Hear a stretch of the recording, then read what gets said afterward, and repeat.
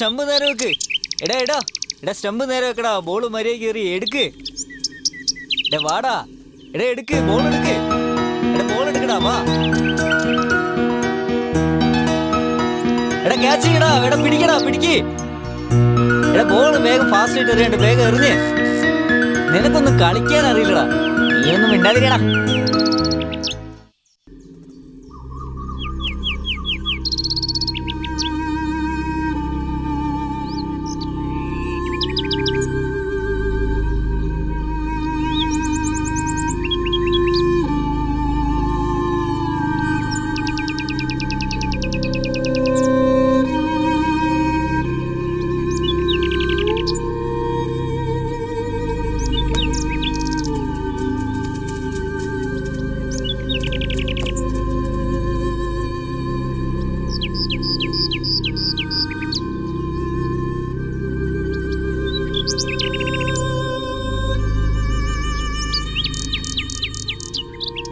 ചേട്ടോ ചേട്ടാ ചേട്ടാ ചേട്ടാ, ഞാൻ വരാൻ കുറച്ച് താമസിച്ചു പോയി. എന്നാ പോവാം.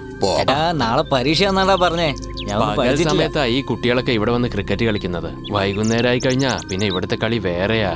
അത് ശരി. ഇന്നത്തെ കാലമൊക്കെ അങ്ങനെയാ ചേട്ടാ. എന്തായാലും കാര്യങ്ങളൊക്കെ റെഡിയാക്കിയിട്ടുണ്ട്. കണ്ടാൽ എന്തായാലും ഇഷ്ടപ്പെടാതിരിക്കില്ല.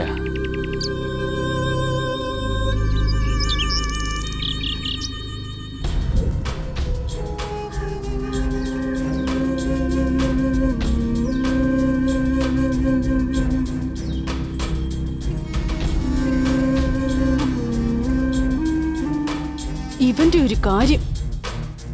എടാ രാത്രി മുഴുവൻ കവിത ചൊല്ലി എന്റെ ജീവൻ എടുത്തു. എന്നിട്ടിപ്പോ വീണ്ടും തുടങ്ങിയോ? വെക്കടാ ഫോൺ. അമ്മേ 5000 രൂപ അക്കൗണ്ടിൽ ഇട്ടിട്ടുണ്ട്, സൂക്ഷിച്ച് ചെലവാക്കണേ.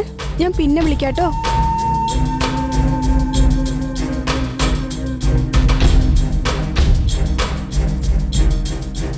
മോളെ ഇന്നാ ചായ.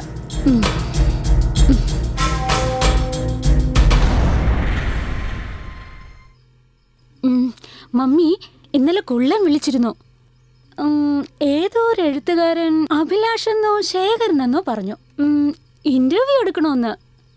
10 മണിക്ക് വരാന്ന് പറഞ്ഞിരിക്കുക. എന്ത് ഇന്റർവ്യൂവാ? ഓരോരുത്തരും സൂഹിക്കാനാണ് ഇങ്ങോട്ട് വരുന്നത്. നമുക്ക് എന്തിനായി ഇന്റർവ്യൂ അല്ല. വിട്ടേക്ക് മമ്മി, നമ്മുടെ ഈ ജീവിതത്തിൽ ഇങ്ങനെയെങ്കിലും ഒരു സന്തോഷം കിട്ടട്ടെ. ആ പിന്നെ ഇന്ന് ഉച്ചയ്ക്ക് നല്ല രുചിയുള്ള ബീഫ് ഫ്രൈ ഉണ്ടാക്കണേ. നല്ല മൊരിഞ്ഞിരിക്കണം. നീ പറഞ്ഞതുപോലെ ഞാൻ ഉണ്ടാക്കാം.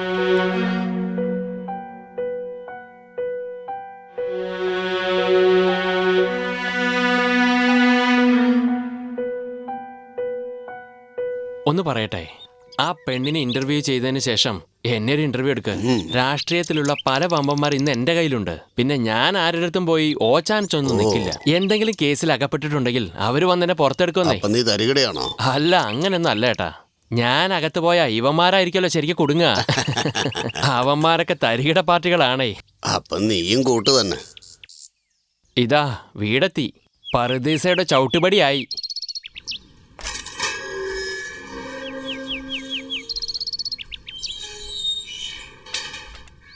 കെട്ടിടം പഴയതാ, പക്ഷേ അകത്തൊക്കെ പുത്തം പുതിയതാ.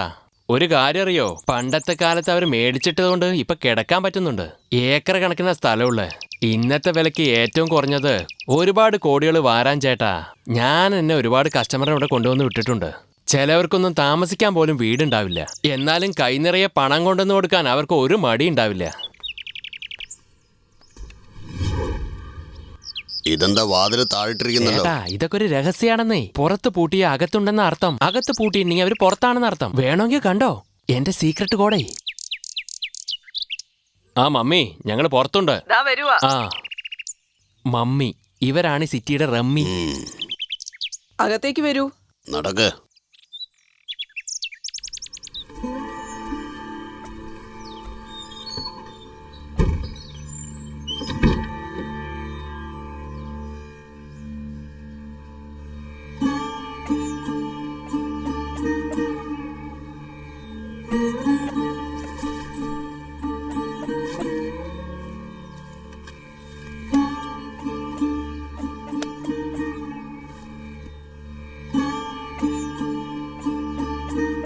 പണം ചോദിക്കാന്ന് കരുതി പണ്ടാരങ്ങൾ ഫോൺ എടുക്കുന്നില്ല. ഓ സോണിയാണല്ലേ. ആപ്പിളൊക്കെ ഇപ്പൊ വളരെ ചീപ്പാണല്ലോ. ക്ഷമിക്കണം, കുറച്ച് താമസിച്ചു പോയി. ആക്ച്വലി ഈ സമയത്ത് ഞങ്ങൾ ഉറങ്ങാറാണ് പതിവ്. എന്നും ഉച്ചയ്ക്ക് 3 മണിക്ക് എഴുന്നേക്കാറ്. ഇന്നിപ്പോ നിങ്ങൾ വരുമെന്ന് പറഞ്ഞതുകൊണ്ടാ. ക്ഷമിക്കു പെങ്ങളെ, ഇത് എന്റെ ഒരു പ്രധാനപ്പെട്ട ഇന്റർവ്യൂ ആ. അതുകൊണ്ടാണ് ഞാൻ നിങ്ങളെ ബുദ്ധിമുട്ടിച്ചത്. തീർച്ചയായിട്ടും നിങ്ങൾക്ക് ഇത് ഉപയോഗമുള്ളതായിരിക്കും. ഇതിലെന്താ സാറേ ഇത്ര ബുദ്ധിമുട്ടുള്ളത്? ഞങ്ങളെ ബഹുമാനിച്ച് ഇന്റർവ്യൂ എടുക്കാൻ വന്നില്ലേ, അത് തന്നെ ഞാൻ വലിയൊരു കാര്യമായിട്ട് എടുക്കുന്നത്. ഇത് എന്റെ ഒരു പ്രധാന ലേഖനമാണ്. കുറെ കാര്യങ്ങൾ ചോദിച്ചറിയാനുണ്ട്. ദാ ചായ കുടിച്ചാട്ടെ.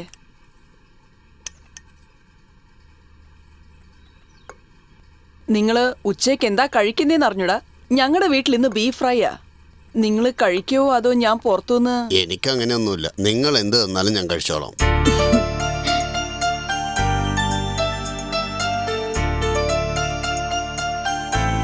ഇതിൽ 5000 ഉണ്ട്. അല്ല, ഞങ്ങൾക്ക് പണമൊന്നും വേണ്ട. അങ്ങനെയൊന്നും പറയണ്ട, ചെലവിന് ഇരുന്നോട്ടെ. വാങ്ങിച്ചോളൂ. മടിക്കണ്ട, വാങ്ങിക്കോളൂ. ഇതിലെന്തിരിക്കുന്നു? നിങ്ങൾക്ക് പുറത്തുനിന്ന് വല്ലതും മേടിപ്പിക്കണോ? എനിക്കൊന്നും വേണ്ട, നിങ്ങൾക്ക് ആവശ്യമുള്ളത് മേടിച്ചോളൂ. ആ പിന്നെ ഏട്ടോ, അത് നമുക്കങ്ങ് വിട്ടേക്ക്. ബീഫും റമ്മും അടിപൊളിയല്ലേ. മമ്മി ചെന്നാ സഞ്ചി എടുത്തോണ്ടെന്ന് ഞാൻ തന്നെ പോയി വാങ്ങിച്ചിട്ട് വരാം. ഇന്നെന്തായാലും എന്റെ കാര്യം കൂടായി. എന്റെ ബ്രാൻഡ് മറക്കല്ലേ. പറയൂ സാർ, സാറിന് എന്താ അറിയണ്ടേ? പെങ്ങളെ, ഇത് സാധാരണ ഇന്റർവ്യൂ, ഒരു TV ഇന്റർവ്യൂ അല്ല. 1 മിനിറ്റ്, ഞാൻ ഒന്ന് റെക്കോർഡ് ചെയ്യട്ടെ.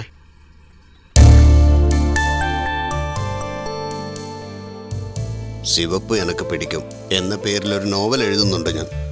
ഒരു എഴുത്തുകാരൻ വ്യഭിചാരിപ്പണി ചെയ്യുന്നവരെ നേരിട്ട് ചെന്ന് ഇന്റർവ്യൂ ചെയ്യുന്നു. ഞാൻ എഴുതുന്ന കഥയുടെ ഉള്ളടക്കം ഇതാണ്. ഇത് അടിപൊളി ടൈറ്റിലാണല്ലോ. വളരെ നന്ദി പെങ്ങളെ. എന്നെ സംബന്ധിച്ചിടത്തോളം ശൗരപ്പണി ചെയ്യുന്നവനും വേശ്യാവൃത്തിപ്പണി ചെയ്യുന്നവരും മറ്റാരേക്കാളും ഒരു പടി ഉയരത്തിൽ തന്നെയാണ്. ഈ 2 പേരും അവരുടെ അടുത്തേക്ക് വരുന്ന കസ്റ്റമറുടെ ജീവിതാനുഭവങ്ങൾ മുഴുവനും കേട്ടറിഞ്ഞ് ശരിക്കും പക്വതയുള്ളവരാവുന്നു. സത്യം പറഞ്ഞ സലൂണിലും ഇവിടെയുമാണ് ഒരു ഒത്തൊരുമ കാണുന്നത്. ഓ, ഇതാണോ? ഇത് മമ്മിയാ വെച്ചിരിക്കുന്നേ. നിങ്ങളെല്ലാവരും എപ്പോഴും ഇവിടെ തന്നെയാണോ? ഇല്ലില്ല, എന്നെ ഒഴിച്ച് ബാക്കി എല്ലാവർക്കും വെവ്വേറെ സ്ഥലങ്ങളിൽ വീടുണ്ട്. ഓഹോ. എന്നാൽ എല്ലാരും ഒത്തുചേരുന്നത് ഇവിടെയാ. നോവലിന്റെ ഉള്ളടക്കം എന്താന്ന് വെച്ചാ വളരെ പ്രധാനപ്പെട്ട 2 കാര്യങ്ങളാണ്. ഒന്ന്, സെക്സിനെ കൺട്രോൾ ചെയ്യുന്നത് കൊണ്ടുവരുന്ന ഭവിഷ്യത്തുകൾ. രണ്ടാമത്തേത്, ഇവിടെ നിർബന്ധമായിട്ടും ഒരു റെഡ് ലൈറ്റ് ഏരിയ വേണം. അത്രേ ഉള്ളൂ. സാറിനെന്താ വട്ടു പിടിച്ചോ? കേൾക്കാൻ നല്ല കാര്യങ്ങൾ തന്നെ. പക്ഷെ നമ്മുടെ നാട്ടിലെ റെഡ് ലൈറ്റ് ഏരിയ വേണമെന്ന് പറഞ്ഞില്ലേ, ഈ നാട്ടുകാര് സാറിനെ തല്ലിക്കൊന്നിരിക്കും. സാറിപ്പോ ഏത് നാട്ടിലാ? പൂച്ചയ്ക്കാര് മണികെട്ടെന്നുള്ളതാണ് ഇവിടുത്തെ വിഷയം. അതുകൊണ്ട് ആദ്യത്തെ മണി ഞാൻ തന്നെ കെട്ടിക്കളയാന്നങ്ങ് കരുതി. എന്തായാലും പ്രശ്നം ഉണ്ടാക്കാൻ തന്നെ തീരുമാനിച്ചു അല്ലേ? വലിയൊരു ലഹള തന്നെ നടക്കും. കണ്ടിന്യൂ ചെയ്തോളൂ. എത്രമാത്രം കസ്റ്റമർ ഇതുവരെ നിന്റെ അടുത്ത് വന്നിട്ടുണ്ടാവും. വന്നവരൊക്കെ അവരുടെ കാമം തീർക്കാനും സുഖം അനുഭവിക്കാനും വന്നവരാണെന്ന് എനിക്ക് തോന്നുന്നില്ല. അതിനുമപ്പുറം മനസ്സിലെ വിഷമങ്ങൾ കാരണം വന്നവരാണെന്നാണ് എന്റെ ധാരണ. അതൊക്കെ നമുക്ക് പിന്നീട് സംസാരിക്കാം. നീ പഠിച്ചവളാണെന്നാണ് ഞാൻ അറിഞ്ഞത്. പിന്നെ എങ്ങനെ നീ ഇങ്ങനെയായി? പുതിയതായിട്ട് എന്തോ ചോദിക്കാൻ പോകുന്നെന്നാ കരുതിയേ. എല്ലാവരും രാത്രി ചോദിക്കുന്ന ചോദ്യം സാറിപ്പോ പകല് ചോദിച്ചിരിക്കുന്നു. ആദ്യത്തെ ചോദ്യമാണെങ്കിലും ഇതൊരു പ്രധാന ചോദ്യം തന്നെയാ. മണ്ണാർക്കാട് അടുത്തുള്ള ദേശീയപാതയ്ക്കടുത്ത എന്റെ വീട്. എന്റെ കുടുംബത്തിൽ എല്ലാരും ഉണ്ട്. ഞാൻ കോളേജിൽ BA ലിറ്ററേച്ചറാ പഠിച്ചുകൊണ്ടിരുന്നത്. ആ സമയത്ത് ഒരുത്തൻ ചുറ്റിപ്പറ്റി എന്നെ പ്രേമിക്കാൻ തുടങ്ങിയത്. ആദ്യത്തെ പ്രേമല്ലേ, അതുകൊണ്ട് ഞാൻ ഒട്ടും തന്നെ ആലോചിക്കാതെ എടുത്തു ചാടി. പഠിപ്പ് പകുതിയിൽ നിർത്തി അവനോടൊപ്പം ഒളിച്ചോടി. രഹസ്യമായിട്ട് കല്യാണം കഴിഞ്ഞ ജീവിതം ആരംഭിച്ചു. 6 മാസം കഴിഞ്ഞപ്പോ വേറെ നാട്ടിലെ ജോലി അന്വേഷിച്ചു പോയതാ. അവൻ പിന്നെ ഒരിക്കലും തിരിച്ചു വന്നില്ല. എവിടെ പോയെന്ന് അറിയില്ല. ജീവിതത്തിൽ ഒരുപാട് ഞാൻ അനുഭവിച്ചു. വീടിന്റെ ഉടമസ്ഥ മുതൽ ഒരുപാട് പേരെന്നെ സഹായിച്ചു. അതിന് പകരമായിട്ട് ആരും ഒന്നും എന്നോട് ചോദിച്ചില്ല. എന്നെയായിരുന്നു ആവശ്യം. പിന്നെ അതങ്ങൊരു തൊഴിലായി മാറി. എന്നെ പോലെ പഠിപ്പ് പകുതിയിലിട്ട് ഓടി വരുന്നവർക്കൊക്കെ ശരിക്കും ഇതൊരു പാഠമാണ്. സെക്സ് എന്ന് പറയുന്നത് കൺട്രോൾ ചെയ്യാൻ സാധിക്കാതെ വരുന്നതാണ് ആപത്ത്. മനസ്സുകൾ തമ്മിലുള്ള സ്നേഹമാണ് യഥാർത്ഥ സ്നേഹം. ഇത് മനസ്സിലാക്കിയാൽ ഇരുട്ട് മാറി പ്രകാശമാവും മോളെ. എൻ്റെ കാഴ്ചപ്പാടിൽ ഈ വേശ്യാവൃത്തി ചെയ്യുന്നവരൊക്കെ മനഃശാസ്ത്രജ്ഞന്മാരെ പോലെയാണ്. അവരുടെ കിടപ്പറ ഒരു ആശുപത്രിയായിട്ടാണ് ഞാൻ കാണുന്നത്. നിന്റെ ജീവിതത്തിൽ വന്നു പോയവരിൽ മറക്കാൻ പറ്റാത്ത ആരെങ്കിലും ഉണ്ടെങ്കിൽ അവരെക്കുറിച്ചുള്ള കാര്യങ്ങൾ എന്നോടൊന്ന് പങ്കുവയ്ക്കുമോ? ഒരാളെന്നോ രണ്ടാളെന്നോ?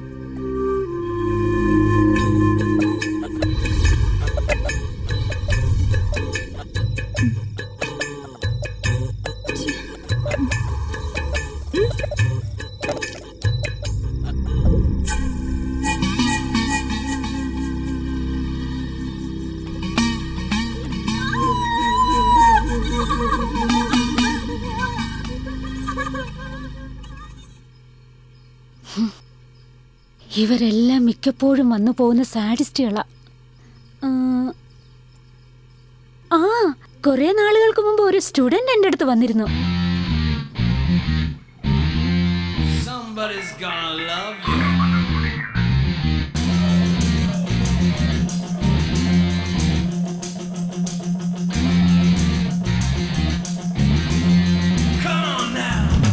കൺട്രോൾ ചെയ്യാനാവുന്നില്ല, കൺട്രോൾ ചെയ്യാനാവുന്നില്ല, പ്രേമത്തെയും കാമത്തെയും കൺട്രോൾ ചെയ്യാനാവുന്നില്ല, കൺട്രോൾ ചെയ്യാനാവുന്നില്ല, കൺട്രോൾ ചെയ്യാനാവുന്നില്ല, മനസ്സും വയസ്സും കൺട്രോൾ ചെയ്യാനാവുന്നില്ല, കൺട്രോൾ ചെയ്യാനാവുന്നില്ല, കൺട്രോൾ ചെയ്യാനാവുന്നില്ല, പ്രേമത്തെയും കാമത്തെയും കൺട്രോൾ ചെയ്യാനാവുന്നില്ല, കൺട്രോൾ ചെയ്യാനാവുന്നില്ല, കൺട്രോൾ ചെയ്യാനാവുന്നില്ല, മനസ്സും വയസ്സും കൺട്രോൾ ചെയ്യാനാവുന്നില്ല. പെണ്ണില്ലാത്ത ലോകം ബ്ലാക്ക് ആൻഡ് വൈറ്റ് ആണ്, പെണ്ണില്ലാത്ത ജീവിതം 90% വേസ്റ്റ് ആണ്, പെണ്ണില്ലാത്ത കാവ്യം ഡസ്റ്റിംഗ് പേപ്പർ ആണ്, പെണ്ണില്ലാത്ത സ്വർഗം ഹെല്ലിന്റെ ആണ്. എല്ലാം പകരുവാനായി പെണ്ണുണ്ടെങ്കിൽ കൺട്രോൾ ചെയ്യാനാവുന്നില്ല, കൺട്രോൾ ചെയ്യാനാവുന്നില്ല, പ്രേമത്തെയും കാമത്തെയും കൺട്രോൾ ചെയ്യാനാവുന്നില്ല, കൺട്രോൾ ചെയ്യാനാവുന്നില്ല, മനസ്സും വയസ്സും കൺട്രോൾ ചെയ്യാനാവുന്നില്ല.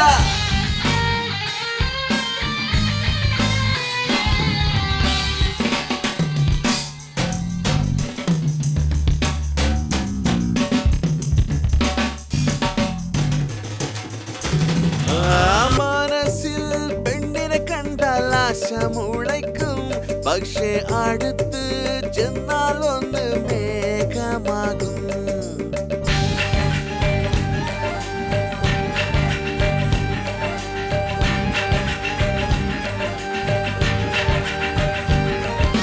പാർക്കിലെ പെണ്ണിനെ എല്ലാം സ്കെച്ച് ചെയ്തിടും, പക്ഷേ അക്കം പക്കം ചെന്നാൽ പേടിച്ചെല്ലാം പോയിടും. കൺട്രോൾ ചെയ്യാനാവുന്നില്ല, കൺട്രോൾ ചെയ്യാൻ പറ്റുന്നില്ല. ഇനി ഞാൻ എന്തു ചെയ്യും, കണ്ണിൽ നോക്കാതെ മുഖം നോക്കി കൂടെ പോന്നോട്ടെ ഞാൻ വന്നു നിൽക്കു ബേബി, നിൽക്കു ഞാനും സുന്ദരൻ തന്നെ.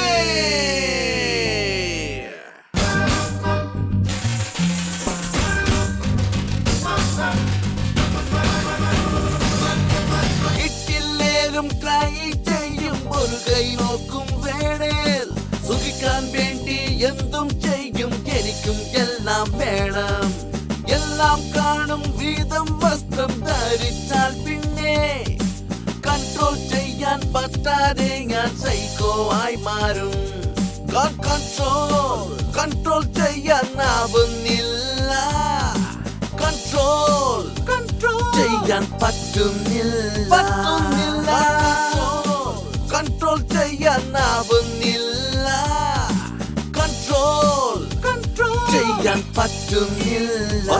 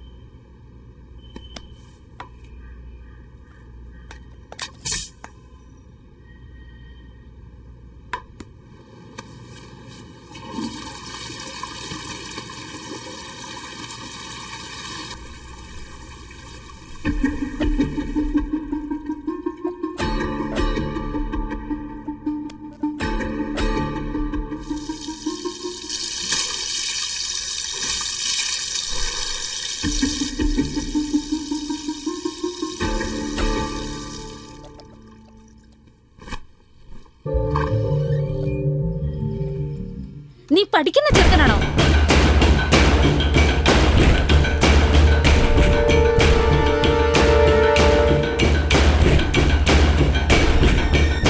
പറയാ, നീ +2 പഠിക്കുന്നത്? എന്തേ സ്റ്റുഡന്റ് ആണെന്ന് കരുതി പൈസ മേടിക്കാതിരിക്കോ? ഇല്ലല്ലോ, പിന്നെന്തുവാ? എന്നാ ടിപ്സ്.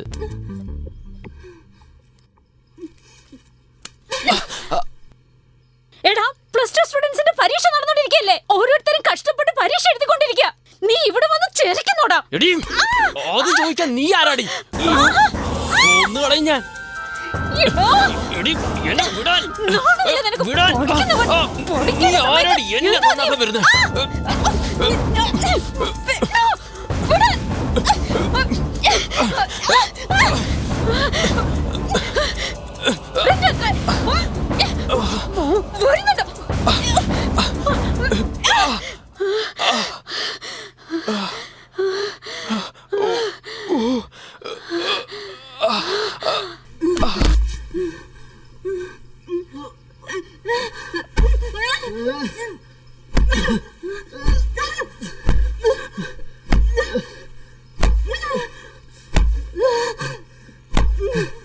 നിർത്തടി. ചെറുക്കനാണെന്ന് കരുതി ഇങ്ങനെ തല്ലിയാണല്ലേ? എന്ത് ചെറിയ ചെറുക്കനോ? മരപ്പോത്ത് പോലെ ആയല്ലോടാ നീ. ഇവനെ എന്താ ചെയ്യണ്ടെന്നറിയോ? നിന്റെ അച്ഛനും അമ്മയും നിന്നെ പഠിപ്പിക്കാൻ എന്തുമാത്രം കഷ്ടപ്പെടുന്നുണ്ടാവും. പഠിക്കേണ്ട പ്രായത്തിൽ ഇവൻ നാണം കൊണ്ടും പ്രവൃത്തിയായിട്ട് തുടങ്ങുക. കാര്യം അറിയാത്ത സംസാരിക്കാൻ നിൽക്കരുത്. എങ്ങനെ പഠിക്കാനാ? എന്നെ പോലുള്ളവർ എങ്ങനെ എക്സാം എഴുതും? ഇപ്പോഴേ 3 എക്സാം മോശമായിട്ട് എഴുതിയിരിക്കുന്നത്. തലയ്ക്ക് വട്ട് പിടിക്കുന്ന പോലുണ്ട് എനിക്ക്. എന്റെ അടുത്തിരിക്കുന്നവൻ എനിക്ക് വൃത്തികെട്ട പടങ്ങൾ കാണിച്ചു തരുന്നു. എന്റെ അപ്പുറത്തിരിക്കുന്നവളാണെങ്കിൽ സ്കൂൾ യൂണിഫോം തോട കാണിക്കുന്ന രീതിയിലാണ് ഡെയിലി ഇട്ടോണ്ട് വരുന്നത്. ഞാനൊരു ആൺകുട്ടിയല്ലേ? ഏതെങ്കിലും ഒറ്റ കറക്കെടുക്കാന്ന് വെച്ചാ ഒരുത്തേ പോലും എനിക്ക് കിട്ടുന്നില്ല. എല്ലാം പഠിച്ച കള്ളിയാണ്, വല്ലാതെ ചുറ്റിക്കുന്നു. വീട്ടിലായാലും റോഡിലായാലും പുറത്തായാലും എങ്ങനെ ഉണ്ടെന്ന് അറിയോ നിനക്ക്? എന്റെ തല വെട്ടി പൊളിയുന്നത് പോലെയുണ്ട്. നിനക്കൊക്കെ എന്താ അറിയ?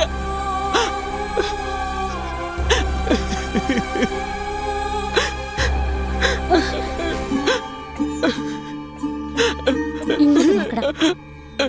നിന്റെ പ്രയാസം എന്താണെന്ന് എനിക്ക് മനസ്സിലായി. ഈ ഡിസ്റ്റർബൻസ് നിനക്ക് മാത്രമല്ല, നിന്റെ കൂടെ പഠിക്കുന്ന നിന്നെ പോലെയുള്ള എല്ലാ കൂട്ടുകാർക്കും ഉണ്ട്. എന്നിട്ടെന്താ അവരൊന്നും പരീക്ഷ എഴുതുന്നില്ലേ?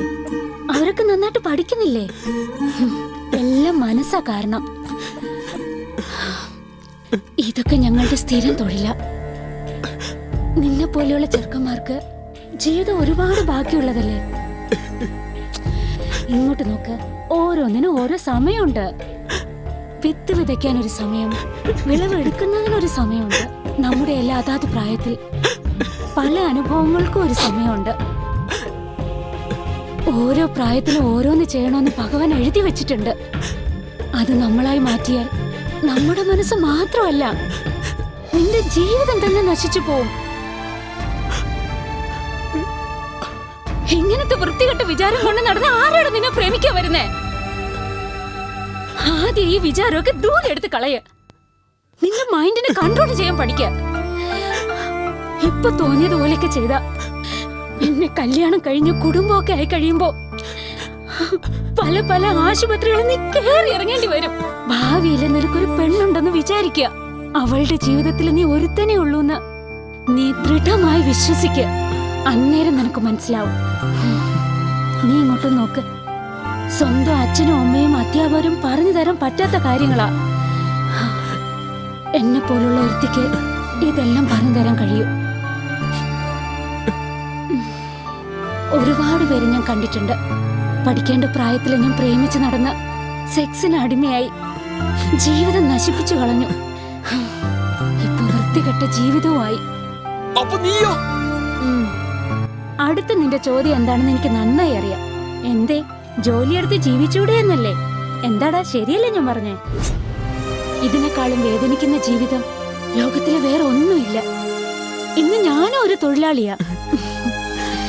ഒന്ന് പറയട്ടെ, നീ വളരെ ചെറുപ്പവാ. നിനക്കിപ്പോ ഒരു കുഴപ്പമില്ല. മറ്റുള്ളവർക്കൊക്കെ എന്റെ സ്വഭാവമാണെന്ന് പറയാൻ പറ്റില്ല. ഇത്രയും ചെറുപ്പത്തിൽ നിനക്ക് എയ്ഡ്സ് വന്ന നീ എന്ത് ചെയ്യും? ഈ സെക്സിന്റെ കാര്യം നീ മനസ്സിൽ നിന്ന് എടുത്തു കളയുന്നത് ഏറ്റവും നല്ലത്. എന്നാലും നിനക്ക് രക്ഷയുള്ളൂ. ചാരിത്രം എന്നത് പെണ്ണുങ്ങൾക്ക് മാത്രമല്ല, അത് ആണുങ്ങൾക്കും പറഞ്ഞിട്ടില്ല. അപ്പൊ എനിക്ക് ഭാര്യയായി വരുന്നവൾ നല്ലവളാണെന്ന് ഞാൻ എങ്ങനെ വിശ്വസിക്കാനാ? എടാ, നീ എന്തിനാ വേണ്ടാത്ത കാര്യങ്ങളൊക്കെ ഇങ്ങനെ ചിന്തിച്ചു കൂട്ടുന്നത്? നീ നല്ലവനായിട്ട് നിന്റെ ഭാര്യ തെറ്റ് ചെയ്യുകയാണെങ്കിൽ നിനക്കുള്ള നല്ല സ്വഭാവം അവള് മാറ്റിയെന്നിരിക്കും. മറിച്ച് നിന്റെ ഭാര്യ നല്ലവളായിട്ട് നീ തെറ്റ് ചെയ്താ അവളും തെറ്റിലേക്ക് പോയില്ലേ?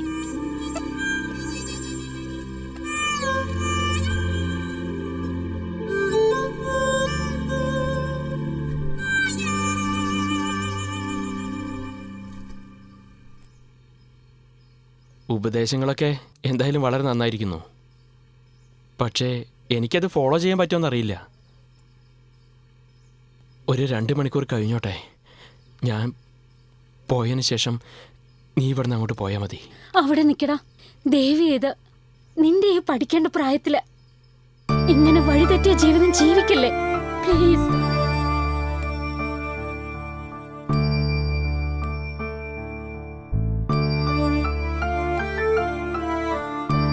അന്ന് അവിടുന്ന് പോയവനാ. അവന്റെ കാര്യം ഞാനും മറന്നുപോയി.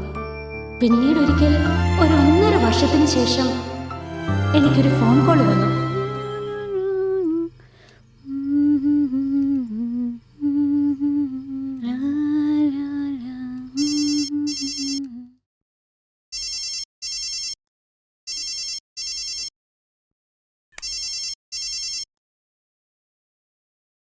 ഹലോ, ഞാൻ കണ്ണനാ സംസാരിക്കുന്നത്. ഏത് കണ്ണനായത്? എനിക്ക് മനസ്സിലായില്ലല്ലോ. നിന്റെ കയ്യിൽ നിന്ന് കുറെ അടി മേടിച്ചില്ലേ, അതേ കണ്ണൻ തന്നെയാ. നിനക്ക് സുഖമാണ് കണ്ണ? ഞാൻ സുഖായിരിക്കുന്നു. അന്ന് നിന്റെ സംസാരം കേട്ടപ്പോ എനിക്ക് ഭയങ്കര ദേഷ്യം തോന്നി. എന്റെ കൂടെ പഠിച്ചവരൊക്കെ കോളേജിലേക്ക് പോയി. ഞാൻ മാത്രം പഠിക്കാതെ മോശം കുട്ടിയായി ലാസ്റ്റ് ബെഞ്ചിൽ തന്നെയായിരുന്നു. പിന്നൊരു കാര്യം, ഒരു ഗുഡ് ന്യൂസ് ഉണ്ട്. ഞാനും +2 പാസ്സായി. ഇപ്പോ കോളേജിൽ ജോയിൻ ചെയ്തു. ഇതിനൊക്കെ നിന്റെ ഉപദേശം കാരണം. അതുകൊണ്ട് ഒരു താങ്ക്സ് പറയാനാ ഞാനിപ്പോ വിളിച്ചത്. ഇപ്പൊ എനിക്ക് സമാധാനായി. താങ്ക്സ് എന്ന് കരുതി വളരെയധികം സന്തോഷിക്കരുത്. നീയും പഠിച്ച് പരീക്ഷ എഴുതാൻ നോക്ക്. Okay okay, bye. ബൈ. ഇതുപോലെയുള്ള ടീനേജേഴ്സ് ഒരുപാട് ഡിസ്റ്റർബ്ഡ് ആയിട്ടുണ്ട്, പെൺകുട്ടികളടക്കം. പാർക്ക്, ബീച്ച്, തിയേറ്ററിന്ന് എവിടെ പോയാലും ആരെക്കുറിച്ചും ഓർക്കാതെ വൃത്തികേട് കാണിക്കുന്നു. പൊള്ളുന്ന വെയിലത്ത് പോലും കാമദാഹം തീർക്കുവാൻ പ്രേമം ഒരു കരുവാക്കുകയാണ്. ഇവരുടെ പ്രവൃത്തി കണ്ടാൽ ഇതിലും ഭേദമാണ് മൃഗങ്ങളെന്ന് തോന്നും. സെക്സിന് ഒരുപാട് ദൂഷ്യഫലങ്ങളുണ്ട്. ഇന്നത്തെ കാലത്ത് ആരാ അത് മനസ്സിലാക്കുന്നത്? ഇതൊക്കെ മനസ്സിലാക്കി ജീവിക്കുന്നവനാ മിടുക്കൻ. പിന്നൊരു കാര്യം സർ, എന്നും രാത്രി 10 മണി കഴിഞ്ഞതിന് ശേഷം TV ഓൺ ചെയ്താല് ലൈംഗികതയെ കുറിച്ചും അതുപോലുള്ള പരസ്യങ്ങളും കുട്ടികളെ വഴി തെറ്റിക്കും. ഇതിനൊക്കെ ഒരു വഴി മാത്രമേ ഉള്ളൂ, സെക്സ് എഡ്യൂക്കേഷൻ. കുട്ടികളെ ലൈംഗികമായി പീഡിപ്പിക്കുക. ലൈംഗികതയെക്കുറിച്ച് ഡോക്ടർ കണിയപ്പൻ പത്മനാഭൻ. വേറൊരു പുസ്തകം ലൈംഗികതയുടെ പലതരം ലീലകൾ, ഡോക്ടർ BM മാത്യു വള്ളുവർ. കാലച്ചുവട് വിതരണം. രണ്ടും നല്ല പുസ്തകമാണ്. ഇത് രണ്ടും പാഠപുസ്തകമാക്കിയാൽ തീർച്ചയായും പള്ളിക്കൂടത്തിന് ഇത് വളരെ ഉപകാരമായിരിക്കും. എടി, കാട് വേഗം ഇട്. ദാ പിടിച്ചോ. എന്താ കുള്ള, രാവിലെ കുളിച്ചോ? അവൻ എവിടെ കുളിക്കാൻ? ഇനി അടുത്ത ഓണത്തിനെ കുളിക്കൂ. ഇങ്ങനെ അടുത്തിരുന്നിട്ടേ ഒരുപാട് നാളുകളായി.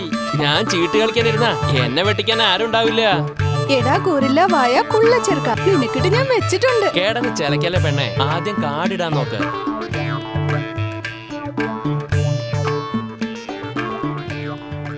കാട് ശരിക്ക് വരുന്നേയില്ല. ഒരു കട്ടിങ് ഇട്ടാ ശരിയാവും. അങ്ങനെ തോന്നുന്നുണ്ടോ?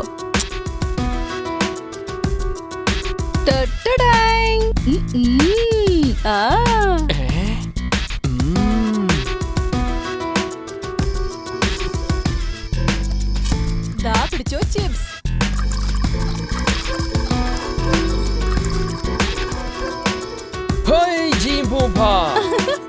ഗോറില്ല വായൻ. Joker joker joker joker joker joker joker joker. ആരാണടാ നീ? എന്താണ് നീ പറയുന്നത്? നാട് നന്നാക്കിയോ? നാട്ടുകാരെ നന്നാക്കിയോ അതോ രാഷ്ട്രീയക്കാർക്ക് കഞ്ഞിക്ക് ചമ്മന്തി അരയ്ക്കാൻ പോയോ നീ മോഷ്ടാവാണോ അതോ തരികടയാണോ? എങ്ങനെയുണ്ട് എന്റെ അഭിനയം? കൊള്ളാമോ? Thank you. Super sir. Jancy എന്റെ മനസ്സെപ്പോഴും പറയുന്നൊരു വാക്കാണ് ജാൻസി. നീ എങ്ങോട്ട് പോയാലും പുറകെ വരും ഈ കുറിപ്പ്. എന്റെ ഈ മനസ്സിൽ പ്രിയ ജാൻസി നീയാണോ? എടോ നായരെ, അടുത്ത വരി എന്താടോ?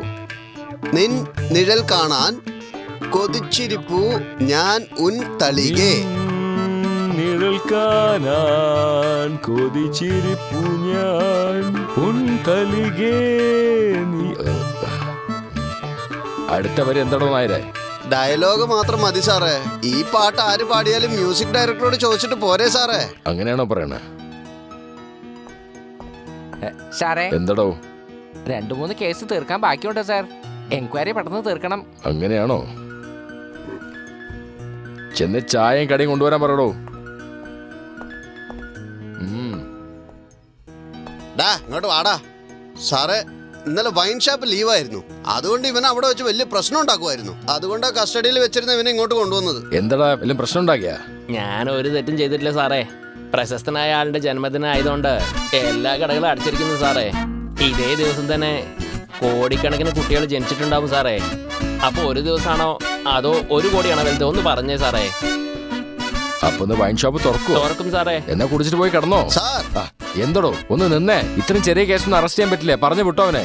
എടാ പോടാ പോടാ. സാറേ എടോ നായരെ, ആ പെണ്ണിനോട് ഫോൺ ചെയ്തേ. ഇന്നലെ തൊട്ട് കാശ് ചോദിച്ചോണ്ടിരിക്കുക, ഒരു റെസ്പോൺസും ഇല്ല.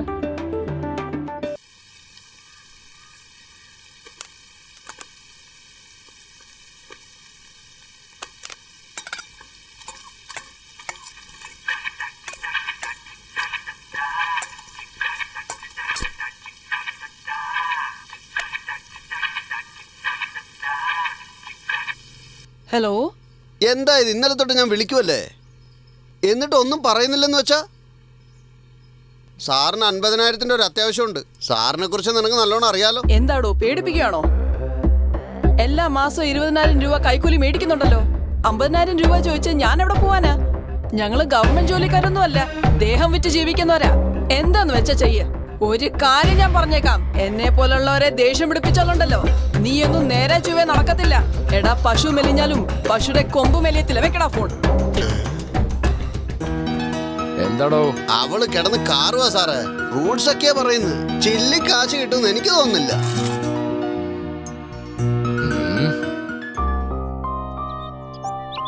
ഇന്നൊക്കെ പത്രം എടുത്താലേ കൊലയും ആത്മഹത്യയൊക്കെ കാണാറുള്ളൂ. ഇന്നത്തെ കാലത്ത് അധികവും കൊലപാതകം ചെയ്യുന്നത് അധികവും നല്ല കുടുംബത്തിൽപ്പെട്ടവരാ. എനിക്കെന്തോ എല്ലാവരും ഒരു അക്യൂസ്ഡ് മൈൻഡോടെ ജീവിക്കുന്നെന്നാണ് തോന്നുന്നത്. കൊലപാതകവും ആത്മഹത്യയും വെച്ച് നോക്കുമ്പോൾ 2 കാരണങ്ങളാ. ഒന്ന് പണമും മറ്റൊന്ന് സെക്സും. സ്നേഹിച്ചൊളിച്ചോടുന്നവരെക്കാളും കപട പ്രേമം അഭിനയിച്ചൊളിച്ചോടുന്നവരാണ് കൂടുതലും.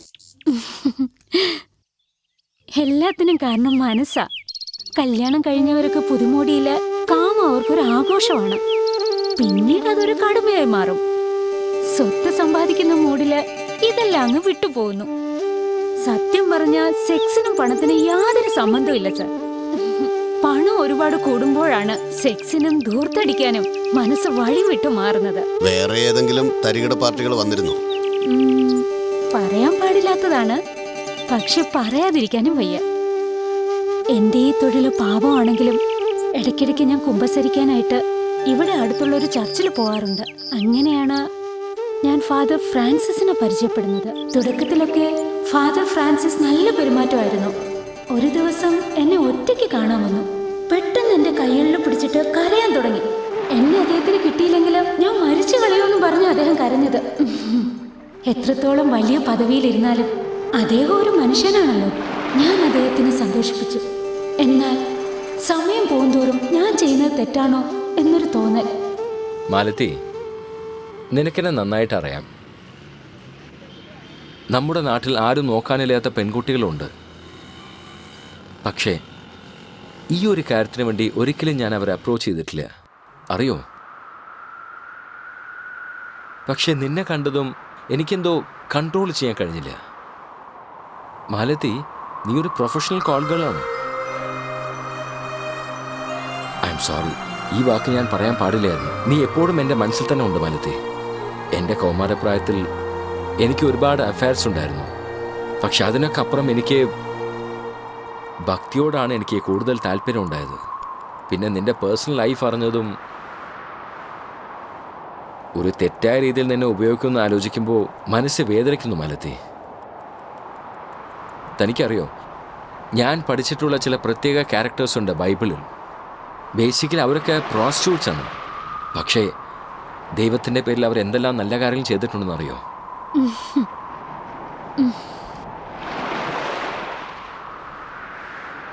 എന്താണത്? ഓ, ബൈബിള് ബാഗിനകത്തന്നെ വെച്ചിരിക്കുക.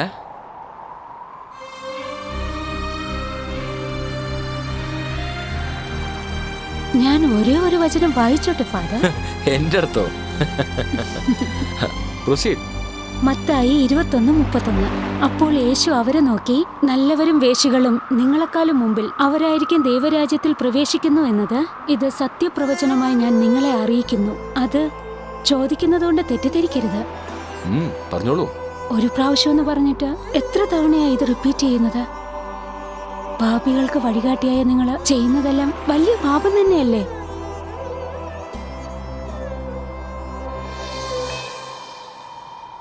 നിങ്ങളെ സംബന്ധിച്ചിടത്തോളം ബൈബിൾ എന്നത് മറ്റുള്ളവർക്ക് പറഞ്ഞു കൊടുക്കാനുള്ളത് മാത്രം. നിങ്ങളിങ്ങനെ ആയെന്ന് വെച്ചിട്ട് എല്ലാവരും തെറ്റിദ്ധരിക്കരുത് കേട്ടോ. 100 ആടുകളിൽ നിന്ന് ഒരെണ്ണം കാണാതെ പോയതിനെ കണ്ടുപിടിക്കുന്നതാണ് നിങ്ങളുടെ ദൗത്യം. എന്നാൽ ആ ഒരു ആടിനെ നിങ്ങൾ തന്നെ തല്ലിക്കൊന്ന് കഴിച്ചാൽ അതിലെന്താ അർത്ഥമുള്ളത്?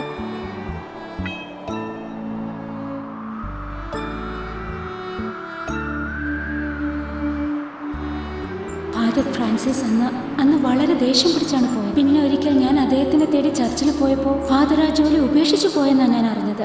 മനസ്സിന് ഒരുപാട് വിഷമം തോന്നി. പക്ഷേ 3 മാസം കഴിഞ്ഞു പെട്ടെന്നൊരു ദിവസം വീട്ടിലേക്ക് കയറി വന്നു.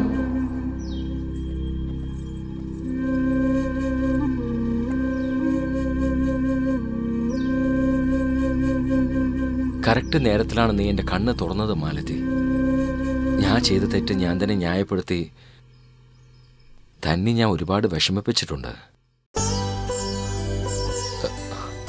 I M very sorry. ഇവൾ എൻ്റെ ഭാര്യയാണ്. കഴിഞ്ഞ ആഴ്ചയായിരുന്നു ഞങ്ങളുടെ വിവാഹം. ഫാദറായിട്ടല്ല, ഒരു മനുഷ്യനായി. She's A widow. ഇവൾക്ക് എന്നെ കുറിച്ച് എല്ലാം അറിയാം. ഭാര്യയുടെ അടുത്തൊന്നും ഒളിച്ചു വെക്കരുത്. അതാണ് ഒരു ഭർത്താവിന്റെ ശരിക്കുള്ള കൺഫെഷൻ. ഇതുവരെ ഞാൻ ചെയ്തതൊക്കെ ഒരു വലിയ തെറ്റ് തന്നെയാ. പക്ഷെ ഇപ്പൊ ഞാൻ ചെയ്തത് ഒരു വലിയ പുണ്യം തന്നെയാ. എന്നാ ഞാൻ കഴിക്കാൻ ആഹാരം എടുത്തു വെക്കട്ടെ? അതിൻ്റെ ഒന്നും ആവശ്യമില്ലെന്നേ. We are going to settle in Malaysia. Father, ഞാൻ കാരണം അങ്ങയുടെ മനസ്സിൽ എന്തെങ്കിലും മുറിവ് പറ്റിയിട്ടുണ്ടെങ്കിൽ എന്നോട് ക്ഷമിക്കണം. ഞങ്ങൾക്ക് വേണ്ടി ഫാദർ പ്രാർത്ഥിക്കണം. താനാടോ ഞങ്ങൾക്ക് വേണ്ടി പ്രേ ചെയ്യേണ്ടത്? God bless you dear. എന്നാ ഞാൻ വരട്ടെ? വരട്ടെ മമ്മി. ഞങ്ങൾ പോകുന്നു.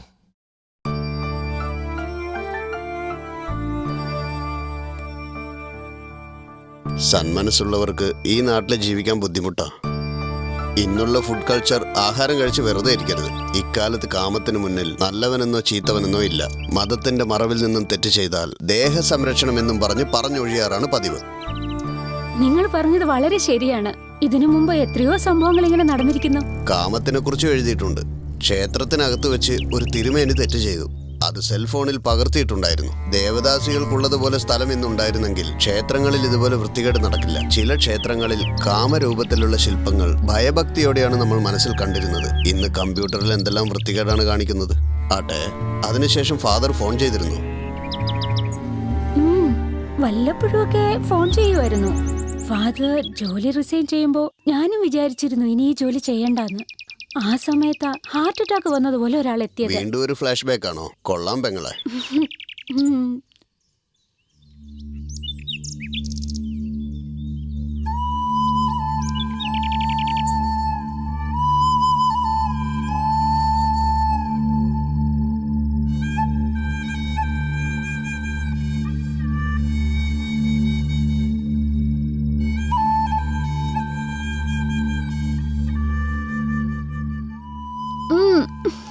ഇന്നൊരു ദിവസത്തേക്ക് റെസ്റ്റ് എടുക്കാന്ന് വിചാരിച്ചതാ.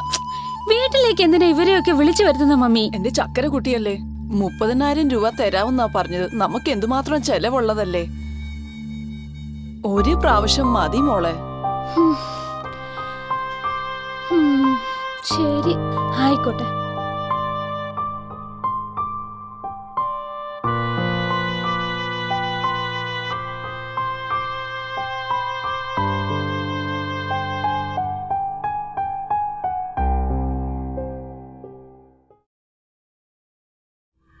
ഒരു കാര്യം പറയാം, തെറ്റിദ്ധരിക്കരുത്. ഇത് ഞങ്ങൾ താമസിക്കുന്ന വീടാ. പണത്തിന്റെ ബുദ്ധിമുട്ടുള്ളതുകൊണ്ടാ ഈ കാര്യം ഞാൻ സമ്മതിച്ചത്. കഴിക്കാൻ എന്താ വേണ്ടേ?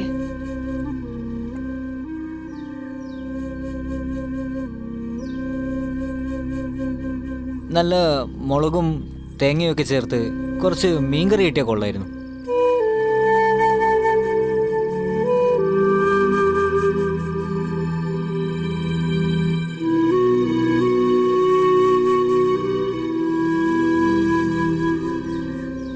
പോലീസുകാർക്കും ഗവൺമെന്റിനും ഞാൻ തീവ്രവാദിയാണ്. റെയിൽവേ സ്റ്റേഷനിലും ബസ് സ്റ്റാൻഡിലും ഒക്കെ കിടന്നുറങ്ങിയാൽ ഞാൻ കുടുങ്ങിയാനെ. പിന്നെ ജീവിതത്തിൽ എനിക്ക് ആകാശം കാണാൻ പറ്റില്ല. നന്നായിട്ട് ഭക്ഷണം കഴിച്ചും നന്നായിട്ട് ഉറങ്ങിയിട്ടും ഞാൻ എത്ര നാളെയെന്നറിയോ സഹോദരി.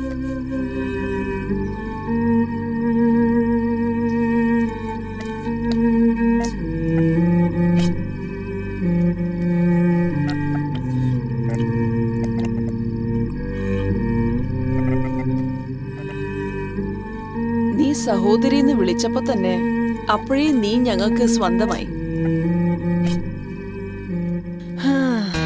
ഇങ്ങനെയൊക്കെ കേട്ടിട്ട് കാലം കുറേയായി. നിങ്ങൾ തന്ന പണം തിരിച്ചു മേടിച്ചോ കേട്ടോ. നിങ്ങൾ തന്ന ഈ ഭക്ഷണത്തിന് എത്ര ലക്ഷം കൊടുത്താലും മതിയാവില്ല. കുറച്ചും കൂടി കറി ഒഴിക്കും സഹോദരി.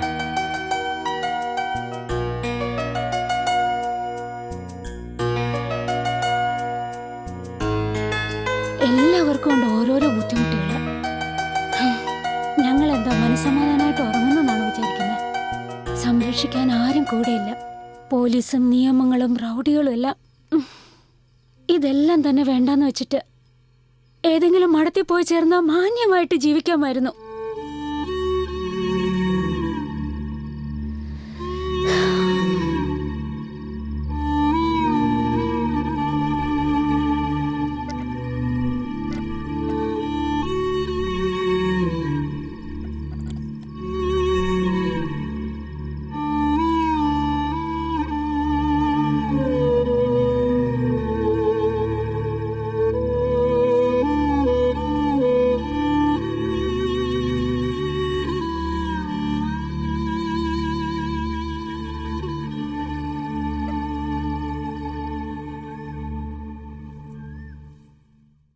മോളെ, മോളെ എണീറ്റേ, ഈ ചായ കുടിച്ചേ.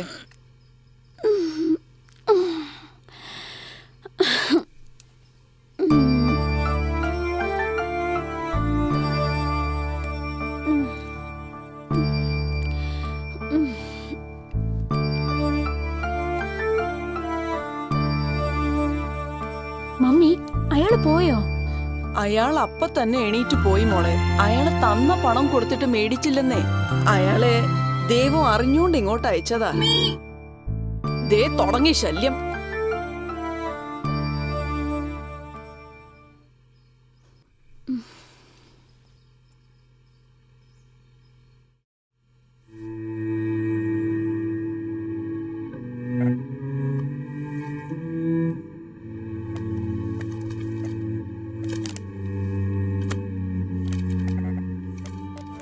പ്രിയ സഹോദരി, ഞാൻ രാജയാണ്.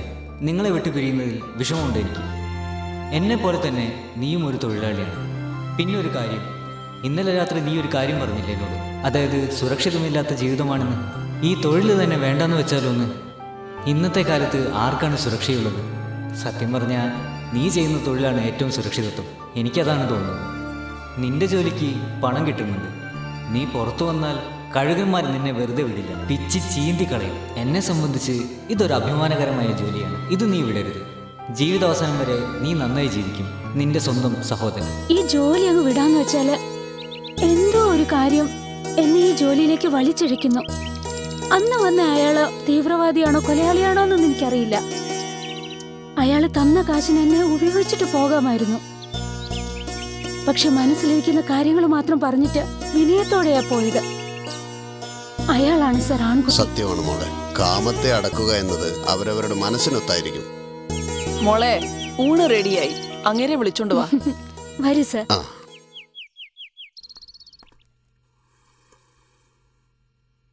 അവൾക്ക് കുറച്ച് കൂട്ടാൻ ഒഴിച്ചു കൊടുക്കടി.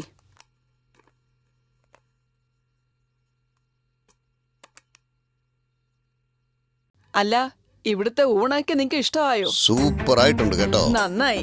സാർ, എനിക്കൊരു കാര്യം ചോദിക്കാനുണ്ട്. ഈ സിനിമയിൽ കാണിക്കുന്ന പ്രോസ്റ്റിറ്റ്യൂട്ട്സ് എന്താ വാ നിറച്ച് പാക്ക് തൊട്ട് പൊക്കിള് കാണുന്ന പോലെ സാരി ഉടുക്കുന്നേ? ഈ പ്രോസ്റ്റിറ്റ്യൂട്ട്സ് ഒക്കെ അങ്ങനെയാണോ? അതെന്തിനാ നിങ്ങൾ എന്നോട് ചോദിക്കുന്നത്? സിനിമ എടുക്കുന്നവരുടെ അടുത്തല്ലേ അത് ചോദിക്കേണ്ടത്. സാറേ, നിങ്ങൾ റെഡ് ലൈറ്റ് ഏരിയയെ കുറിച്ച് എഴുതാൻ പോവാന്ന് കേട്ടു. അങ്ങനെ ഒരു കാര്യം സംഭവിച്ചാ നിങ്ങൾക്ക് ഞാൻ ഒരു സമ്മാനം തരും. ഇയാളുടെ സൈസിന് സമ്മാനം കൊടുക്കണമെങ്കിൽ കൊറേ ചെലവാക്കണം. ചുമ്മാതിരിക്കും സർ, ഇവരെല്ലാം ഇങ്ങനെ എന്തെങ്കിലും ഇങ്ങനെ പറഞ്ഞുകൊണ്ടിരിക്കും. അതൊന്നും കുഴപ്പമില്ല, സത്യമല്ലേ അവര് പറഞ്ഞത്. ഇയാൾക്ക് കാര്യം പിടികിട്ടിയടി. ചേട്ടാ, ഈ ജീവിതമൊക്കെ വളരെ വ്യത്യാസപ്പെട്ടതാ. പല സ്ഥലത്ത് ജനിച്ചവര് ഇന്നിവിടെ ഒന്നിച്ചാ. ഞങ്ങള് ചെയ്തതൊന്നും അത്രയും വലിയ തെറ്റൊന്നുമല്ല. ദേ, ഇവളുടെ അമ്മയ്ക്കും ഇതേ ജോലിയായിരുന്നു. പ്രായമായി പോയി. ഇവളുടെ ചെലവും കഴിഞ്ഞ് ബാക്കി പൈസ എല്ലാം ഞാൻ അവർക്ക് അയച്ചു കൊടുക്കാറുണ്ട്. എല്ലാം ചെലവിനെ തികയുന്നുള്ളൂ, ചേർത്ത് വെക്കാനൊന്നും പറ്റില്ല. സാറേ, ഞങ്ങൾക്ക് എയ്ഡ്സ് പോലെയുള്ള രോഗങ്ങൾ വന്നാ പിന്നെ ഞങ്ങൾ ആരാ സാറേ നോക്കുക? Use and through water packet പോലെയാ ഞങ്ങള്. പണ്ട് മുതലേ ഈ തൊഴിലൊക്കെ ഉള്ളതാ. പക്ഷേ ഇന്നത്തെ ആളുകൾ ശരിയല്ല. പണ്ട് അയിത്തോണെന്നൊക്കെ മേൽജാതിക്കാര് പറയായിരുന്നു. എന്നാൽ ആ അയിത്തം മൊത്തം ഇല്ലാതാക്കി ഒരു കാലമാക്കി മാറ്റിയത് ഇതുപോലുള്ള ദേവദാസികളാ. സത്യടാ നീ പറഞ്ഞത്.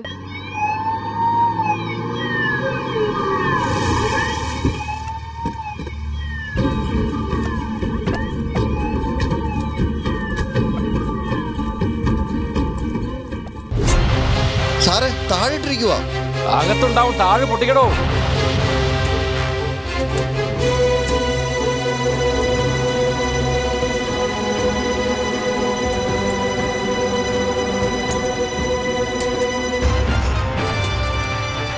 പന്നികള് എത്തി. എല്ലാരും എണീക്ക്, എണീക്ക്, റെയ്ഡിന് വന്നിട്ടുണ്ട്. പോലീസാണോ? വേഗം വാ. ഓ, അപ്പൊ എല്ലാരും അകത്തുണ്ടായിരുന്നില്ലേ? ഇവിടുന്നാ കളി. ചില കൊണ്ടുപോകും.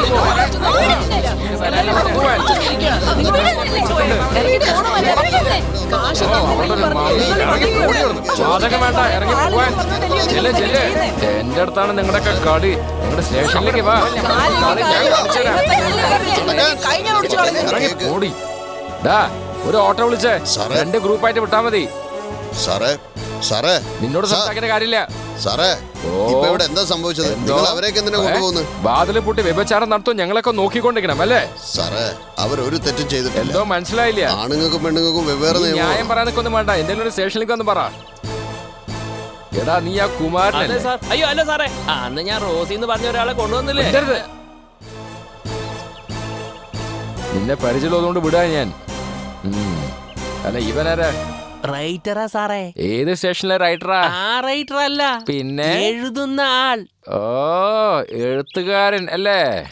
കണ്ട പഴയ സിനിമയിലെ ഫൈറ്റ് മാസ്റ്റർ പോലെയുണ്ട്. ഒരു കാര്യം ചെയ്യ്, തൽക്കാലം വിട്ടോ. ഇതൊക്കെ സ്ഥിരം എടുത്ത പതിവാണ്. സാറ് പണം ചോദിച്ചപ്പോ കിട്ടാത്തതിനുള്ള ദേഷ്യമല്ലേ ഇത്? ഡാ, 2 പേര് ഇവിടുത്തെ സ്റ്റാൻഡ് വിട്ടോ. എടോ, ഇവിറ്റങ്ങളൊക്കെ ഓട്ടോയിൽ കയറ്റി വിടോ. വേഗം വേണം.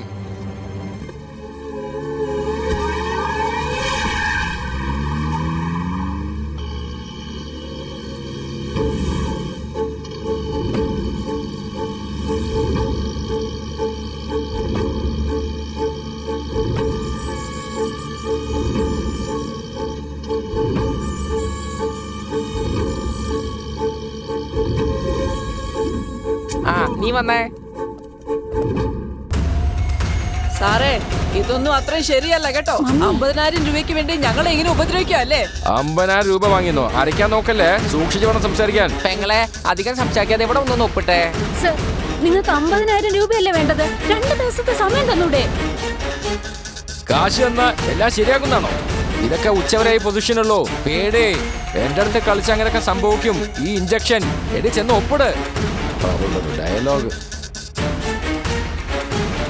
വിടുവെക്കുവേൻ, വിടുവെക്കുവേൻ, വിടുവെക്കുവേൻ. തെറ്റ് ചെയ്യാതെ അറസ്റ്റ് ചെയ്യരുത്. അതെ, നിങ്ങളൊന്ന് വന്നേ എന്റെ കൂടെ. ഇയാള് പേടിപ്പിക്കുന്നതും ചാടുന്നതൊക്കെ നമ്മുടെ മുമ്പിലാണ്. വീട്ടിൽ ചെന്ന ഭാര്യ ചൂലെടുത്തടിക്കും. ഇങ്ങനെ ഉപദ്രവിക്കുന്നത് ശരിയല്ല. എടോ, ഇതൊക്കെ നിന്റെ പണിയല്ലേ?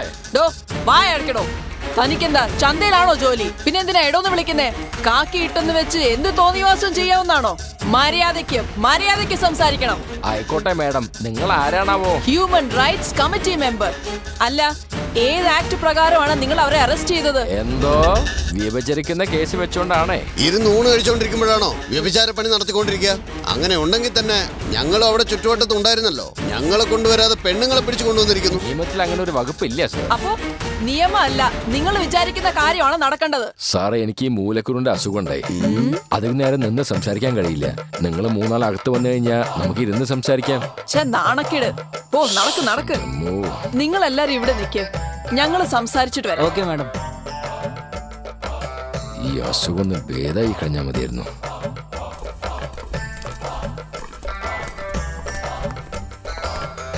ഇരിക്കണം. ഇപ്പൊ പറയണം sir. Sir, no problem, no issues. ശിവപ്പ് എനക്ക് പിടിക്കും എന്നൊരു ലേഖനം ഞാൻ എഴുതുന്നുണ്ട്. അതിന്റെ ഒരു ഇന്റർവ്യൂവിന് വേണ്ടിയ മാലതിയെ കാണാൻ ഞാൻ വന്നത്. അപ്പോഴത്തേക്കും നിങ്ങളൊക്കെ കയറി വന്ന് വലിയ പ്രശ്നം ഉണ്ടാക്കി. സാറേ, ഇതൊരു നോവലാണ്. ഈ നോവലിന്റെ കോൺസെപ്റ്റ് എന്താന്ന് വെച്ചാൽ ഇവിടെ ഒരു റെഡ് ലൈറ്റ് ഏരിയ അത്യാവശ്യമാണ്. എന്തോന്ന്? ഇവിടെ റെഡ് ലൈറ്റ് ഏരിയ അത്യാവശ്യമാണെന്നോ? അല്ല, നിങ്ങൾക്ക് എന്താ വല്ല വട്ടുണ്ടോ ഇവിടെ വന്ന് ഇങ്ങനെയൊക്കെ സംസാരിക്കാൻ? സാറേ, നിങ്ങളൊരു പോലീസ് ഇൻസ്പെക്ടർ ആയതുകൊണ്ട് നിങ്ങളോട് ചില കാര്യങ്ങൾ ഞാൻ പറയാം. സാറേ, ഈ സ്റ്റേഷനിൽ ഒരു മാസത്തിൽ എത്ര കേസുകൾ ഫയലാവുന്നുണ്ട്? ഇവൻ നമ്മൾ ഇരുത്തിക്കില്ല എന്ന് തോന്നുന്നു. എടോ നായരെ. സാറേ, കഴിഞ്ഞ മാസം എത്ര കേസ് വന്നിട്ടുണ്ട്? മൊത്തം 178 സാറേ. 178 കേസിൽ attempt to rape, sex torture, raping and murder, kidnapping, പിന്നെ കപട പ്രേമവും, പിന്നെ അതർ സെക്സ് കേസും. ആകപ്പാടെ 145 കേസാണ് സാറേ സെക്സിൽ മാത്രമായിട്ട് ഫയലായത്. ബാക്കി 33 കേസിൽ 3 കൊലപാതകം, 20 മോഷണം, 10 ആത്മഹത്യ. സാറേ 178 കേസിൽ 145 കേസും സെക്സിനെ കുറിച്ചുള്ള കംപ്ലൈന്റ് ആണ്. നിങ്ങളുടെ ഈ സ്റ്റേഷനിൽ മാത്രം ഇത്രയും കേസുകൾ സെക്സ് സംബന്ധിച്ചാണെങ്കിൽ ഈ മുഴുവൻ കേരളവും നിങ്ങളൊന്ന് കാൽക്കുലേറ്റ് ചെയ്ത് നോക്ക്. അറ്റ്ലീസ്റ്റ് 50% എങ്കിലും സെക്സിനെ സംബന്ധിച്ചുള്ള കേസായിരിക്കും. ഇതിലെല്ലാം ഉപരി 3 വയസ്സുള്ള ഒരു LKG കുട്ടി സെക്സിനെ കുറിച്ച് കംപ്ലൈന്റ് ചെയ്തത് നമ്മുടെ ഈ കേരളത്തിലാണ് സാർ. ഇത് ഇവിടുത്തെ മാത്രം ന്യൂസാണ്. ലോകവാർത്ത എന്താന്ന് പറയട്ടെ? പറഞ്ഞോളൂ. ഇന്ത്യയിലെ കാനേഷുമാരി കണക്ക് വെച്ച് നോക്കുമ്പോൾ 40 ലക്ഷം സെക്സ് വർക്കേഴ്സ് ആണുള്ളത്. കണക്കിൽ വരാത്തത് വേറെയുമുണ്ട്. ഇവർക്ക് 1.5 കോടിയിലധികം കസ്റ്റമറുമുണ്ട്. ഈ തൊഴിൽ കാരണം ഒരു വർഷത്തിൽ 2500 കോടിയാണ് ഇതിന് കിട്ടുന്നത്. ഒരു ദിവസം 300 പെണ്ണുങ്ങളാണ് പുതിയതായിട്ട് ഈ തൊഴിലിലേക്ക് വന്ന് വീഴുന്നത്. എയ്ഡ്സ് പ്രോജക്റ്റ് എന്നൊക്കെ പറഞ്ഞ് ഒരുപാട് NGOsമാര് ഈ തൊഴിലിനെ വിശ്വസിച്ചാണ് സാറേ ഉള്ളത്. ഇതുകൂടാതെ ഇന്റർനെറ്റ് സെക്സ് സിനിമ കൊണ്ട് വർഷത്തിൽ 6000 കോടി രൂപയാണ് ബ്ലാക്ക് മണിയായിട്ട് ഇന്ത്യയിൽ വന്ന് കുമിയുന്നത്. അടുത്ത കണക്ക് ഞാൻ പറയട്ടെ, ഇന്ത്യയിൽ മാത്രം 1 കോടി എയ്ഡ്സ് രോഗികളാണുള്ളത്. വർഷത്തിൽ 5 ലക്ഷം പേർക്കാണ് ഈ രോഗം പിടിപെടുന്നത്. ലോകത്തിൽ വെച്ച് എയ്ഡ്സിന് 1-ാം സ്ഥാനം സൗത്ത് ആഫ്രിക്കയ്ക്കാണ്. 2-ാമത്തെ നാട് ഇന്ത്യയും. ഇന്ത്യ എന്തുകൊണ്ടാണ് 2-ാമതായത്? കാരണം നമ്മുടെ കേരളം തന്നെ. മുംബൈയിലും കൊൽക്കത്തയിലുമൊക്കെ സെക്സ് വയലൻസ് എന്നൊന്നില്ല സാറേ. എന്താണെന്നറിയോ? അവിടെ വ്യഭിചാരപ്പണി ലൈസൻസോടെയാണ് നടന്നുകൊണ്ടിരിക്കുന്നത്. സാറേ, അത് മുംബൈയും കൊൽക്കത്തയാണ്. മുംബൈയും കൊൽക്കത്തയൊക്കെ വിദേശത്താണ് സാറേ ഉള്ളത്. അതും ഈ ഇന്ത്യയിൽ തന്നെയല്ലേ ഉള്ളത്. എല്ലാവരും ഒത്തൊരുമയോടെ ഉണ്ടാവണമെന്ന് പറയുന്നില്ലേ? ഇതിന് മാത്രം എന്തിനാ സാറേ നിങ്ങൾ വേർതിരിക്കുന്നത്? എന്ന് വെച്ചാ വ്യഭിചരിക്കുന്നത് തെറ്റല്ല എന്നാണ് പറയുന്നത്. സാറേ, ഒരിക്കലും അത് ഞാൻ പറയില്ല. കൺട്രോൾ ചെയ്യണമെന്ന് പറയുന്നുള്ളൂ. ഇത് നിങ്ങൾ കൺട്രോൾ ചെയ്തില്ലെങ്കിൽ bus stand, park, beach, theatre, massage club ഇങ്ങനെയുള്ള എല്ലാ സ്ഥലങ്ങളിലും ഈ തൊഴിൽ നടന്നുകൊണ്ട് തന്നെ ഇരിക്കും. സാറേ, സിറ്റിയിലുടനീളം ശൗചാലയമുള്ളത് കൊണ്ടാണ് സിറ്റി നാറാതിരിക്കുന്നത്.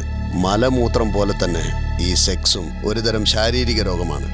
നാട്ടിൽ ശൗചാലയം ഇല്ലെങ്കിലേ നാട് തന്നെ നാറിപ്പോവും സാറേ. പണി കിട്ടിയെന്നാ തോന്നുന്നത്. വ്യഭിചാരി, വേശ്യ, പൊലയാടി, ദേവദാസി എന്നൊക്കെ ഇവർക്ക് ഒരുപാട് പേരുകളുണ്ട്. എന്ത് മറുപടി പറയണ? ഇതൊക്കെ ഗവൺമെന്റ് പ്രശ്നമല്ലേ സാറേ? മുല്ലപ്പെരിയാർ, നീനുവിന്റെ വധക്കേസ്, ഇങ്ങനെ ഗവൺമെന്റിന് ഒരുപാട് പ്രശ്നങ്ങളുണ്ട്. ഇത് ജനങ്ങളുടെ പ്രശ്നമാണ്. എവിടെ പോയി ജനങ്ങളൊക്കെ? ഞങ്ങൾ തന്നെയാണ് ജനങ്ങൾ. സാറേ എനിക്ക് BP കൂടുന്നുണ്ട്. അല്ല, ഒരു കാര്യം കൂടി ഞാൻ പറയാം, അതുകൂടെ കേൾക്കൂ. കേറിയ BP താഴോട്ട് ഇറങ്ങിക്കോളൂ. പറയണം സാറേ. ഗവൺമെന്റ് തന്നെ ബീവറേജ് തുടങ്ങിയതുകൊണ്ട് വാറ്റ് ചാരായം ഇല്ലാതായതുപോലെ ഈ തൊഴിലിനൊരു അംഗീകാരം കിട്ടുവാണെങ്കിൽ നഗരം കുറച്ചുകൂടെ നന്നാവും. സെക്സ് രോഗങ്ങൾ ഒരുപാട് കുറയും, ബലാത്സംഗങ്ങൾ ഇല്ലാതെയാവും, വ്യഭിചാരികൾ എല്ലാവരും സുരക്ഷിതരാവും, പെൺവാണിഭം കുറയും, ഓൺലൈനുകൾ മുഖാന്തരമുള്ള അഴിമതികൾ കുറയും, ചോരക്കുഞ്ഞുങ്ങളെ ഉപേക്ഷിക്കുന്ന പ്രവണത കുറയും. മാത്രമല്ല നിങ്ങളെപ്പോലെയുള്ളവരുടെ ശല്യവും കുറയും സാറേ.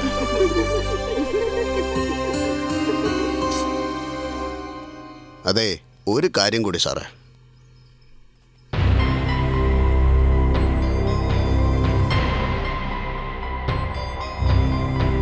മിക്ക സ്ഥലങ്ങളിലും വ്യഭിചാര ജോലി ചെയ്യുന്ന പെണ്ണുങ്ങളില്ലെന്നാണ് അറിവ്. അങ്ങനെ ഉണ്ടായാൽ തന്നെ വിരലിൽ എണ്ണാവുന്ന പെണ്ണുങ്ങൾ മാത്രമേ ഉള്ളൂ എന്നാണ് കണക്ക്. ഡൽഹി, മുംബൈ, കൊൽക്കത്ത എന്നിവിടങ്ങളിലാണ് ഇത്തരം ജോലികൾ ധാരാളമായി ചെയ്യുന്നവർ ഉള്ളത്. ഇവിടെയൊന്നും ഇല്ലെന്നും അങ്ങനെ ഉണ്ടെങ്കിൽ തന്നെ 10-20 പേരെ ഉള്ളൂ എന്നാണ് ധരിക്കുന്നത്. എന്നാൽ നമ്മുടെ നാട്ടിൽ ഈ ഇടയായി എടുത്ത റിസർച്ചിൽ ഒരു പ്രശസ്ത മീഡിയ പുറത്തുവിട്ട കണക്ക് നോക്കുമ്പോൾ 6300 വ്യഭിചാരികൾ ഇവിടുന്ന് തന്നെ ഉണ്ടെന്നാണ് പറഞ്ഞിരിക്കുന്നത്. നമ്മുടെ ഈ നാട്ടിൽ മാത്രം വെച്ച് നോക്കുമ്പോൾ മൊത്തം 90,000 പേരുകളാണുള്ളത്. ഇന്ത്യയിൽ വെച്ച് നോക്കുമ്പോൾ 25 ലക്ഷം പേരുകളാണുള്ളത്. ലോകത്തിൽ വെച്ച് നോക്കുമ്പോൾ 3 കോടി പേരാണ് ഈ തൊഴിൽ നടത്തുന്നത്. ഇതിനെന്താണ് പ്രതിവിധി? എന്താണ് ചെയ്യാൻ പറ്റുക? ഈ തൊഴിൽ ചെയ്യുന്നവരെ അംഗീകരിക്കണം. നിയമത്തിനെ കുറിച്ച് അവരോട് പറഞ്ഞു കൊടുക്കണം. നിയമപരമായി, അതായത് അവർക്കുണ്ടാകുന്ന പ്രശ്നങ്ങൾ അവർ തന്നെ കൈകാര്യം ചെയ്യുന്നത് പോലെ അവരോട് പറഞ്ഞു കൊടുക്കണം. പിന്നെ അവർക്ക് അവരുടേതായ ഒരു സ്ഥലം, അതായത് റെഡ് ലൈറ്റ് ഏരിയ, അങ്ങനെയാകുമ്പോൾ ഇവർക്ക് ഓർഗനൈസ് ചെയ്യാനൊക്കെ വളരെ യൂസ്ഫുൾ ആയിരിക്കും. മറ്റുള്ളവർ ഇവരടുത്ത് വന്ന് അനധികൃതമായ ശല്യം ചെയ്യുകയാണെങ്കിൽ ഇവർക്കൊക്കെ ഒരുമിച്ച് നിന്ന് എതിർക്കാനുള്ള അവകാശവുമുണ്ട്. പിന്നൊരു കാര്യം, ഇങ്ങനെയുള്ളവർക്ക് തീർച്ചയായും ഒരു റെഡ് ലൈറ്റ് ഏരിയ അത്യാവശ്യമാണ്. ഇമ്മോറൽ ട്രാഫിക് പ്രിവെന്റിംഗ് ആക്ട് എന്ന് പറയുന്ന ഒരു നിയമമുണ്ട്. അതിന് മലയാളത്തിൽ സത്യം പറയുകയാണെങ്കിൽ കൃത്യമായ ഒരു അർത്ഥം ഇല്ലെന്ന് തന്നെ പറയാം. വ്യഭിചാര പ്രതിരോധ നിയമം എന്ന് പറയാറുണ്ട്.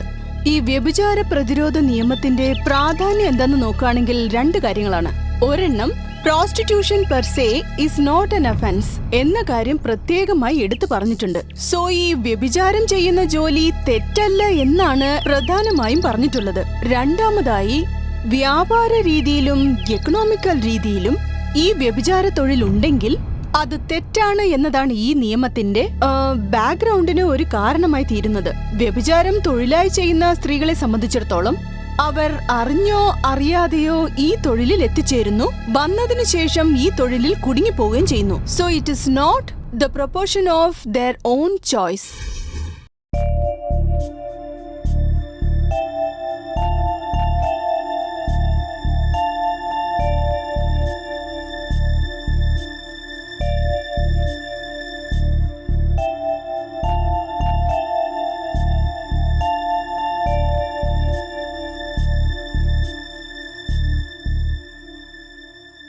ഇതൊക്കെ എങ്ങനെയുണ്ട്? എല്ലാരും ഗ്രൂപ്പായിട്ട് വന്നിരിക്കുകയാണല്ലേ. ഇന്റർവ്യൂ അതെന്നൊക്കെ പറഞ്ഞിട്ട് എന്റെ ഡ്യൂട്ടി സമയം വെറുതെ കളയാണല്ലേ. ഓക്കെ, എന്നെ അകത്ത് കേട്ടോ. വിട്ടോ വിട്ടോ, നിങ്ങൾ വിട്ടോ. പോവാല്ലേ പറഞ്ഞ്. ചെല്ലേ ചെല്ലേ, അകത്ത് കയറ്റേ. വേഗം വേഗം ചെല്ലേ, പോവാല്ലേ പറഞ്ഞ്. ഒന്ന് പോകുന്നുണ്ടോ സാറേ? വെറുതെ വാച അടിച്ചോണ്ടിരിക്കണം. അയ്യോ, ഇതെന്താ ഈ സാർ? ഒരു ഉത്തരവാദിത്വം ഇല്ല. ബ്രദർ, ഇത് ശരിയാവില്ല. ഒരു കാര്യം ചെയ്, വെള്ളോട്ടം വിളിച്ചോ.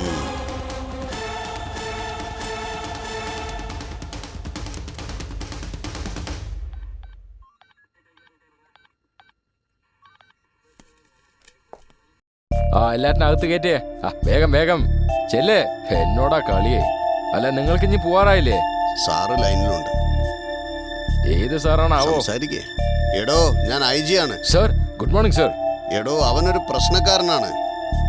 എനിക്ക് വളരെ വേണ്ടപ്പെട്ടവനാ. അയാൾ ശരി, എന്ത് സർ. ചോദിച്ചാലും സമ്മതിച്ചു കൊടുത്തേക്ക്. Okay, sir. ഇല്ലെങ്കിൽ പിന്നെ നമുക്കായിരിക്കും ഓക്കേ. തലവേദന. ഫോൺ അദ്ദേഹത്തിന് എടുത്ത് കൊടുത്തേ. പറയൂ സാറേ. ഹലോ സാർ, ഇൻസ്പെക്ടറോട് ഒക്കെ ഞാൻ പറഞ്ഞിട്ടുണ്ട് സാറേ. No problem, you continue. Okay, thank you. നേരിട്ട് വന്ന് ഞാൻ കാണുന്നുണ്ട് സാർ. എന്താ സാർ, ഐജിനെ പരിചയമുണ്ടെന്ന് ഒരു വാക്ക് പറയാൻ നിങ്ങൾ പറ്റില്ലേ? ചോദിച്ചില്ലല്ലോ. IG-യോ? 11 പണി കിട്ടി. സാറ് പറ, എന്താ ഞാൻ ചെയ്യേണ്ടത്? ഇപ്പൊ തന്നെ എല്ലാം റിലീസ് ചെയ്യാം. വേണ്ട, ഇനി ഞങ്ങൾ പുറത്തു പോയാൽ ഒരുപാട് ലേറ്റാവും. വൈകുന്നേരം വരെ ലോക്കപ്പിൽ തന്നെ ഇരുന്ന് എന്റെ ഇന്റർവ്യൂ തീർത്തേക്കാന്ന് വിചാരിക്കുന്നു. സാറേ, വേണമെങ്കിൽ ലോക്കപ്പിന് വാടക തന്നേക്കാം. എല്ലാരും ആഗ്രഹം പുറത്തു പോകണമെന്നാണ്. നിങ്ങളാണ് അകത്ത് പോകണമെന്ന് ആഗ്രഹിക്കുന്നത്. ശരി സാർ. എടോ നായരെ, സാറിന് ആ ലോക്കപ്പ് ഒന്ന് തുറന്നു കൊടുത്തേ. Very good brother. ഇനി നിങ്ങളുടെ ഇന്റർവ്യൂവിനെ ആരും ഡിസ്റ്റർബ് ചെയ്യില്ല. എന്തെങ്കിലും എമർജൻസി ഉണ്ടെങ്കിൽ ഉടനെ എന്നെ വിളിച്ചാൽ മതി. Thank you bro. Thank you very much. Thank you. Hello inspector, keep it up. Okay ma'am.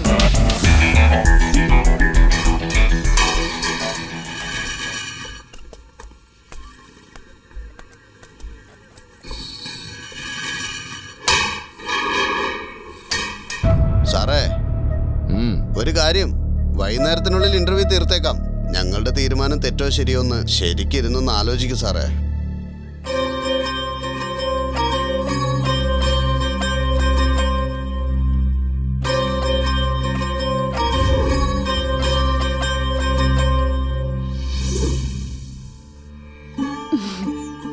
എങ്ങനെയോ ജയിച്ചു അല്ലേ സർ? നിങ്ങൾ ഇതൊക്കെ പറഞ്ഞു തന്നപ്പോഴാണ് ഇത്രയും വലിയ കാര്യങ്ങൾ ഇതിലുണ്ടെന്ന് അറിയുന്നത്. താനെന്തിനകത്ത് വന്ന്? കള്ള വീസിടിയാ. എന്റെ വയറ്റുപഴപ്പിന് വേണ്ടി ഞാനൊരു കടയിട്ട് കേട്ടോ, എന്നെ പിടിച്ച് അകത്തിട്ട് കേട്ടോ. ഓ അത് ശരി. ഈ VCD പോലെ തന്നെയാ വ്യഭിചാരവും. രണ്ടും ഒന്ന് തന്നെയാ.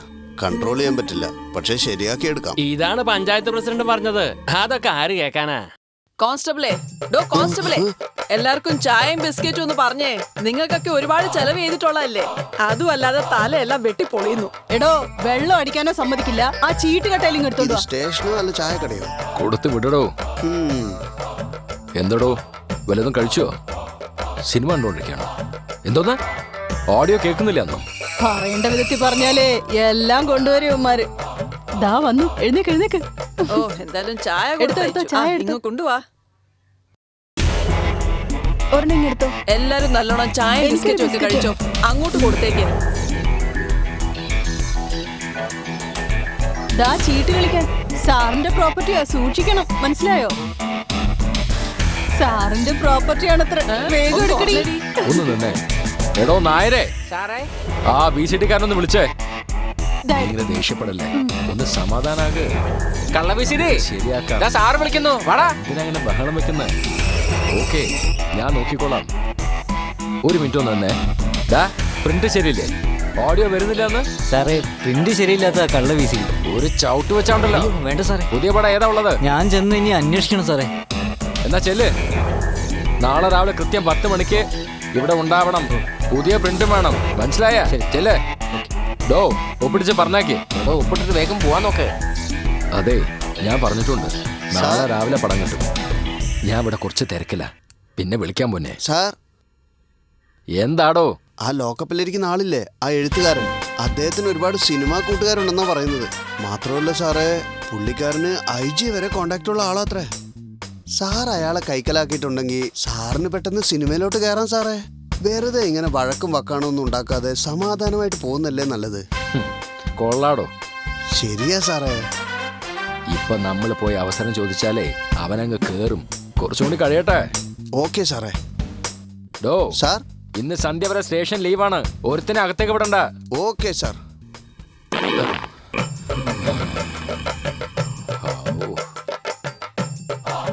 മോളെ, അന്നൊരു രമേശ് എന്ന് പറഞ്ഞ ചെറുക്കൻ വന്നില്ലേ, അയാളെ പറ്റി ഇങ്ങേരുടെ അടുത്ത് പറ. ആരാണ് രമേശ്? അത് വലിയൊരു സംഭവമാ സർ. ചില സമയത്ത് കോൺട്രാക്ട് കിട്ടുമ്പോൾ ലൈനിൽ പോയേണ്ടി വരും. അങ്ങനെ ഒരു സമയത്ത് ഒരു ചെറിയ ചെക്കനെ കണ്ടു.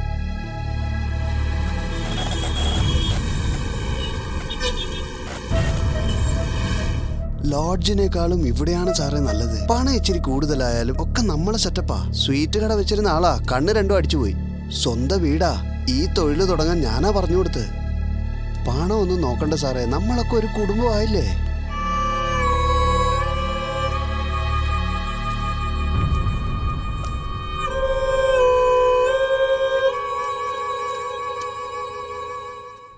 ഇനി അടുത്തത് സാറും ഒന്ന് പോയി നോക്ക്. വേണമെങ്കിൽ 5% കിഴിവും തരാം. ബ്രേക്ക് ഇല്ലാത്ത വണ്ടിയെ പോലെയല്ല അവന്റെ സംസാരം. നല്ലോണം ശ്രദ്ധിക്കണം. അതൊക്കെ ഞാൻ നോക്കിക്കോളാം സാറേ.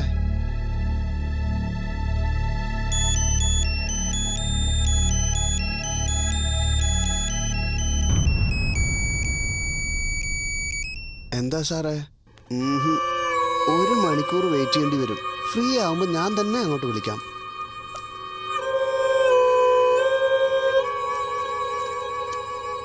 പക്കോട വേണ്ടെന്നേ, ഇനി ജിലേബി മതി.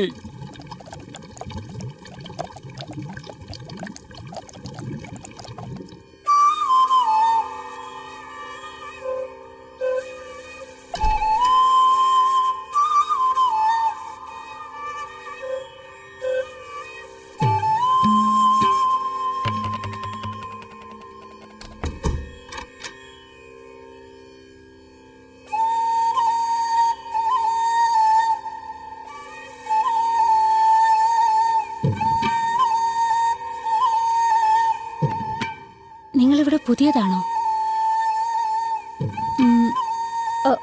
ഈ ലൈറ്റ് വേണമെങ്കിൽ ഓഫ് ചെയ്യാം കേട്ടോ.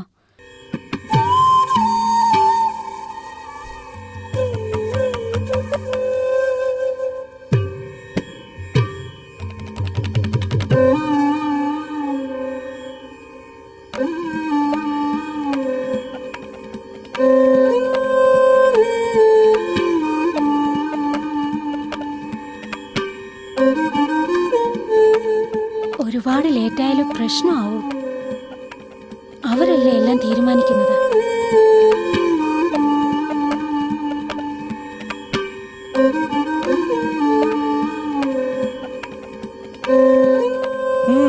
എന്നെ തൊടല്ലേ. എനിക്ക് ഒട്ടും ഇഷ്ടാവുന്നില്ല കേട്ടോ. നിങ്ങൾ വിചാരിക്കുന്ന പോലെ അല്ല ഞാൻ. ദയവ് എന്നെ ഒന്നും ചെയ്യരുതേ.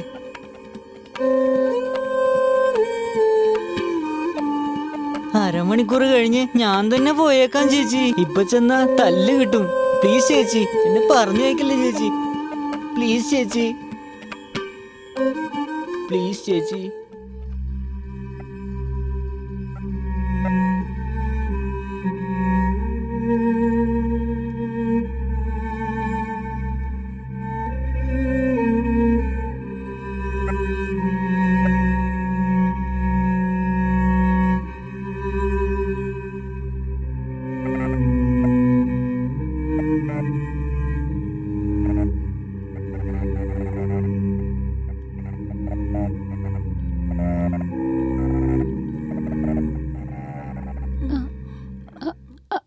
ഹലോ,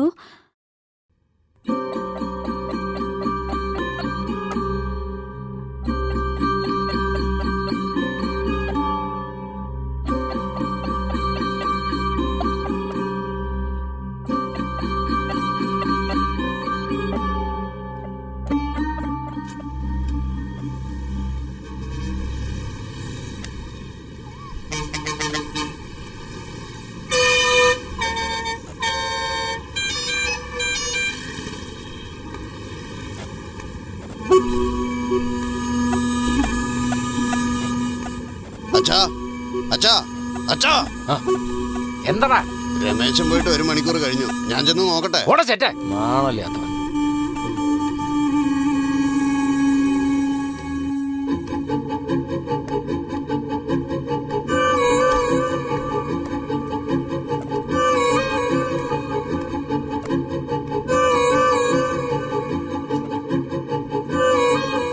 അമ്മാവാ, ഇവിടെ ഒരുത്തൻ ഉണ്ടായിരുന്നല്ലോ, അവനോടെ പോയി? അവൻ ജിലേബി വാങ്ങാൻ പോയിരിക്കുക.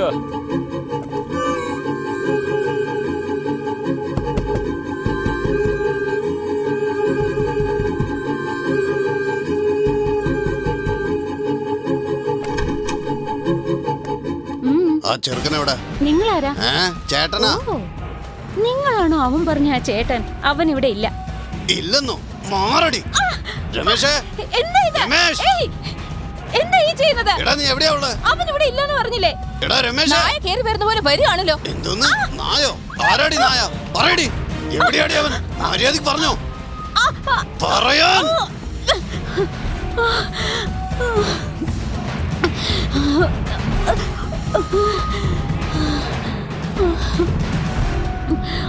അവൻ എവിടേക്കാണോ പോവേണ്ടത് അങ്ങോട്ട് തന്നെ പോയിട്ടുണ്ട്.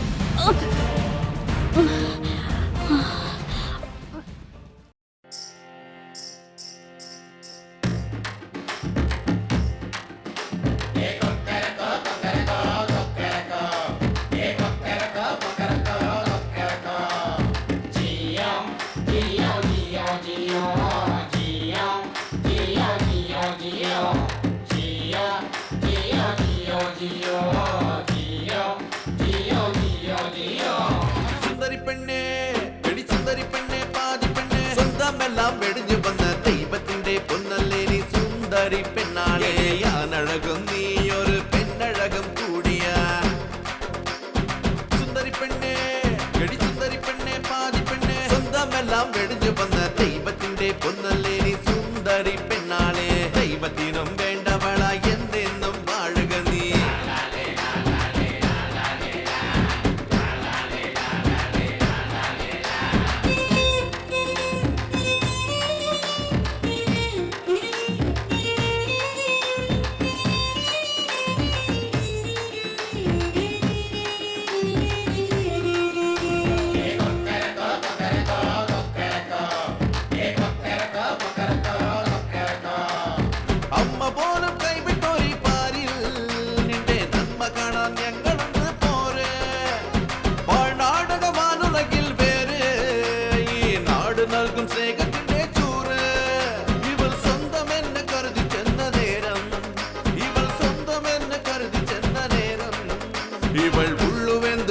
വന്ന് പാവം, ഇവൾ ഉള്ളുവെന്ത് പോയി വന്ന് പാവം.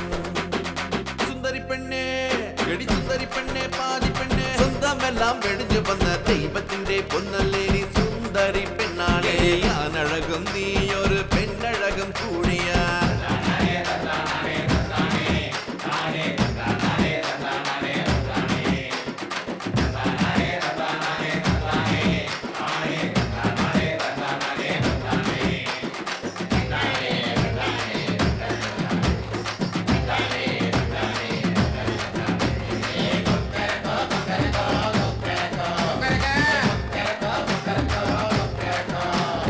ജീവിതത്തെ കൊണ്ടുപോയിടണം, ഇനി കൈയടിച്ച് കാശ് വാങ്ങിടണം.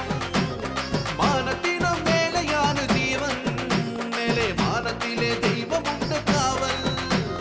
നീചരായ മനുഷ്യരുടെ കണ്ണിൽ, ഈ നീചരായ മനുഷ്യരുടെ കണ്ണിൽ ദൈവമുണ്ട് കാവലായി നമുക്ക്, എടി ദൈവമുണ്ട് കാവലായി നമുക്ക്. സുന്ദരി പെണ്ണേ, എടി സുന്ദരി പെണ്ണേ, പാതി പെണ്ണേ, സ്വന്തമെല്ലാം വെടിഞ്ഞു വന്ന ദൈവത്തിന്റെ പൊന്നല്ലേ നീ സുന്ദരി പെണ്ണാളെ. ഞാനഴകും നീ ഒരു പെണ്ണഴകും കൂടിയാ.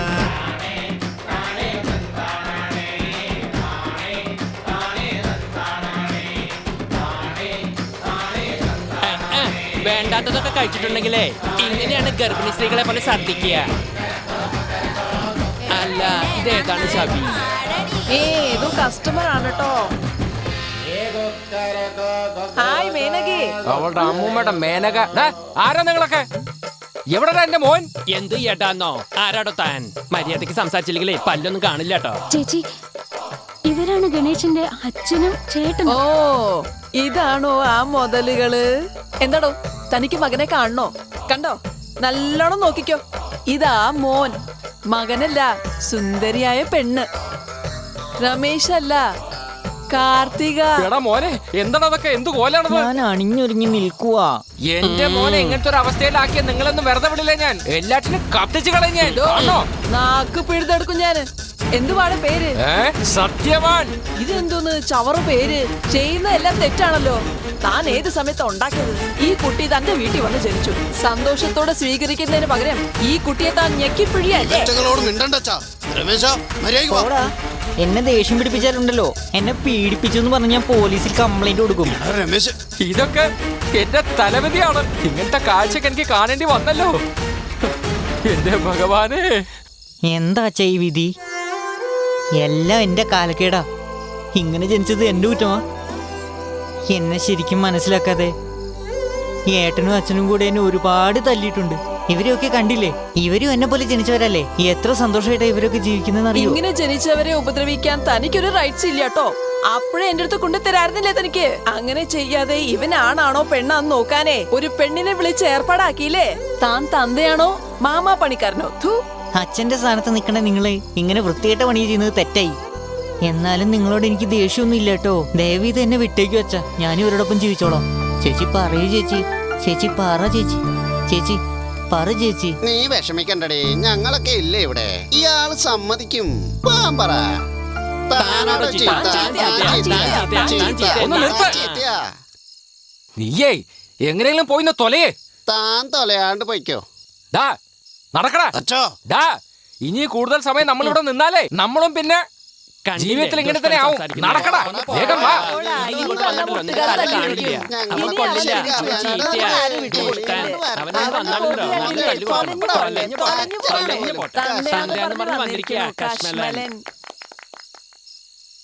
വളരെ നന്ദി ചേച്ചി.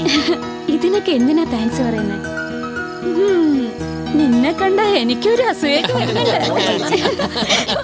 അവളുടെ നാണം കണ്ടോ?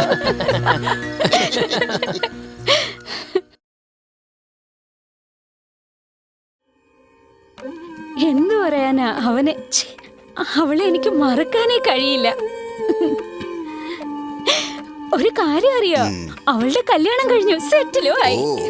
നപുംസകെന്ന് പറഞ്ഞാല് ഭിക്ഷക്കാരും വേശ്യാവൃത്തി ചെയ്യുന്നവരുമാണെന്നാണ് പലരുടെയും വിചാരം. പക്ഷെ ഇവരെത്ര പേരാണെന്നറിയോ ഇന്ന് എല്ലാ ഫീൽഡിലും ഷൈൻ ചെയ്തുകൊണ്ടിരിക്കുന്നത്? പക്ഷെ സമൂഹം അവരെ വളരെ വിചിത്രമായിട്ടാ കാണുന്നത്. ബാത്റൂം മുതല് പാസ്പോർട്ട് എടുക്കുന്നത് വരേക്കും അവർക്ക് എന്തുമാത്രം ബുദ്ധിമുട്ടുകളുണ്ടെന്ന് അറിയോ? ഇവിടെ മാത്രമാണ് അങ്ങനെ. നോർത്തിലൊക്കെ കോസ്റ്റ്യൂം ഡിസൈനറായിട്ടും മേക്കപ്പ് ഊണായിട്ടും എങ്ങനെയൊക്കെ ഷൈൻ ചെയ്യുന്നുണ്ടെന്നറിയോ? സെക്സിൽ ഹോമോ, ലെസ്ബിയൻ, ഇങ്ങനെ പലതരം വെറൈറ്റി ഉണ്ട്. ഇതിൽ തെറ്റൊന്നുമില്ലെന്ന് നമ്മുടെ ഈ നാട്ടിൽ കോടതി തന്നെ പ്രഖ്യാപിച്ചു കഴിഞ്ഞില്ലേ? അംഗീകരിക്കുന്നുണ്ടോ ഇല്ലയോ, അതാണ് സത്യം. Sorry for the disturbance. നിങ്ങൾ കണ്ടിന്യൂ ചെയ്തോ. എന്താ സാർ? വേണ്ട വേണ്ട, അവിടെ നിന്നോളൂ. എന്നെ തെറ്റിദ്ധരിക്കരുത്, എനിക്ക് നിലത്തിരിക്കാൻ കഴിയില്ല. കുഴപ്പമില്ല സാർ. ശരി സാർ, ശരി സാർ. സാറ് നടന്നതൊക്കെ മറക്കണം. ഇപ്പോഴാണ് ഞാൻ സാറിനെ കുറിച്ച് അറിഞ്ഞത്. സാറേ, പോലീസ് ജോലിയാണെങ്കിലും കുട്ടിക്കാലം തൊട്ട് കലയോടാണ് എനിക്ക് കൂടുതൽ താല്പര്യം. പാർട്ട് ടൈമായി സിനിമയിലൊക്കെ ശ്രമിക്കാറുണ്ട്. പിന്നെ മനസ്സിൽ തോന്നിയ കവിത എഴുതി വെക്കുകയും ചെയ്യും. ഞാനൊന്ന് വായിച്ച് കേൾപ്പിക്കാം, സാറൊന്ന് കേട്ടു നോക്കൂ. Sir thank you sir. പ്രേമം പൂത്തൊലിഞ്ഞു. ഇതാണ് സർ ടൈറ്റിൽ. നിന്റെ കണ്ണിൽ ഞാനും എന്റെ കണ്ണിൽ നീയും നോക്കി. നീ എന്നെ നോക്കിയപ്പോൾ ഞാനും നിന്നെ നോക്കി. അങ്ങനെ തമ്മിൽ തമ്മിൽ നോക്കി. എന്തിനാ നോക്കിയത് ഇതുവരെ മനസ്സിലായിട്ടില്ല.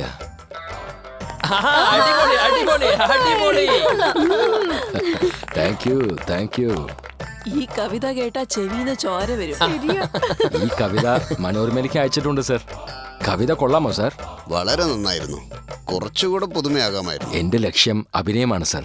ഇത് ചുമ്മാ തോന്നുമ്പോഴൊക്കെ എന്റെ പേര് അഭിലാഷ് എന്നാണ്. അഭിനയത്തിന് വേണ്ടി അനൂപ് മേനൻ എന്ന് എന്റെ പേര് മാറ്റി സർ. സാറിപ്പോ ബിസി ആയിരിക്കും, ഒരുപാട് സംസാരിക്കാറുണ്ട്. നമുക്ക് പിന്നെ കാണാം. തീർച്ചയായും. Okay sir. നിങ്ങൾ കണ്ടിന്യൂ ചെയ്തോളൂ. അടുത്ത പ്രാവശ്യം വരുമ്പോ ഇതുപോലെ നല്ലൊരു കവിതയായിട്ട് വരാം സർ. എന്താ സർ ഈ ഇൻസ്പെക്ടർ ഇങ്ങനെ ആയിപ്പോയത്? അതിലെന്താ തെറ്റ്? ഈ തിരക്ക് പിടിച്ച ജീവിതത്തിൽ കവിത എഴുത്ത് വലിയ കാര്യമാ. ആട്ടെ, ഇതുപോലെ പ്രൊഫഷണൽ ആയിട്ടുള്ള ആരെങ്കിലും നിന്റെ ജീവിതത്തിൽ വന്നിരുന്നു?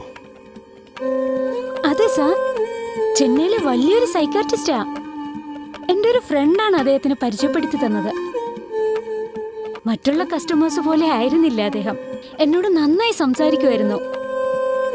ഇടയ്ക്കിടയ്ക്ക് ഫോൺ ചെയ്ത് എന്നെ ഹോട്ടൽ റൂമിലേക്ക് ക്ഷണിക്കുമായിരുന്നു. ഒരു ദിവസം പെട്ടെന്ന് എന്നെ ഫോൺ ചെയ്ത് വേഗം എന്നോട് എത്താൻ പറഞ്ഞു.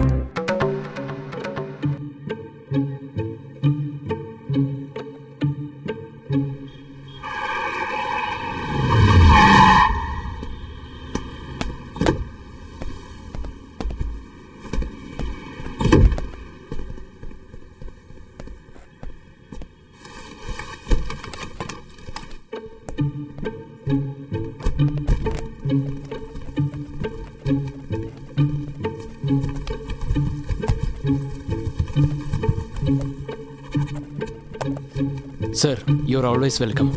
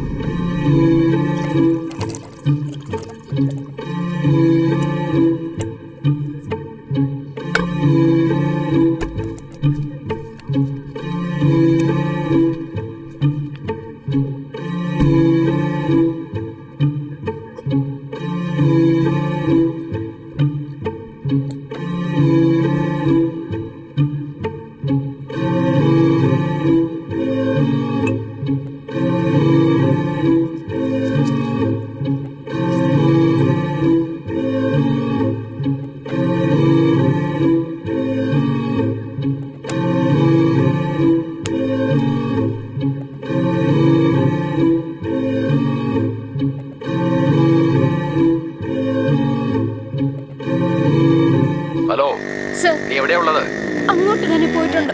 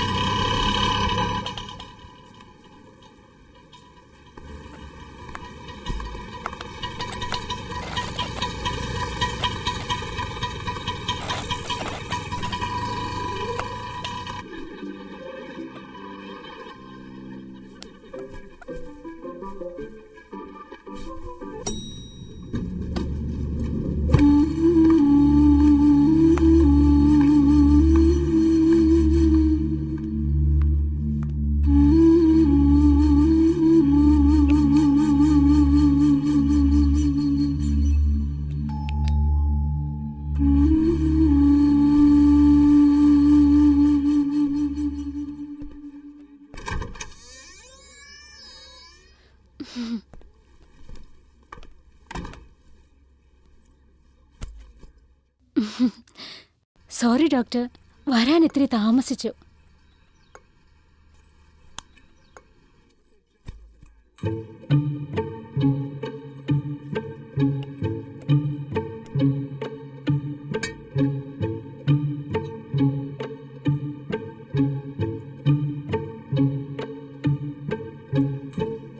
വീട്ടിൽ എന്തെങ്കിലും പ്രശ്നമുണ്ടോ ഡോക്ടർ?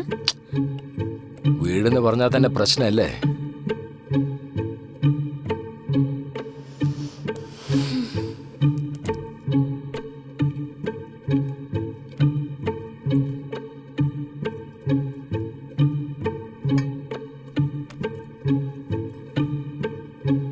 എന്തു പറ്റു ഡോക്ടർ? സൂട്ട് കേസ് എല്ലാം കൊണ്ടുവന്നിട്ടുണ്ടല്ലോ.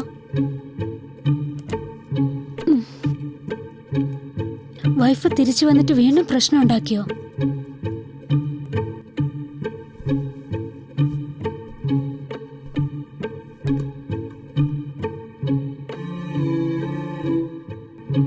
ഇനി ഈ നാട്ടിൽ താമസിക്കാൻ എനിക്ക് താല്പര്യമില്ല, അതിന് കഴിയൂല. അതുകൊണ്ട് എങ്ങോട്ടെങ്കിലും പോവാൻ തീരുമാനിച്ചു.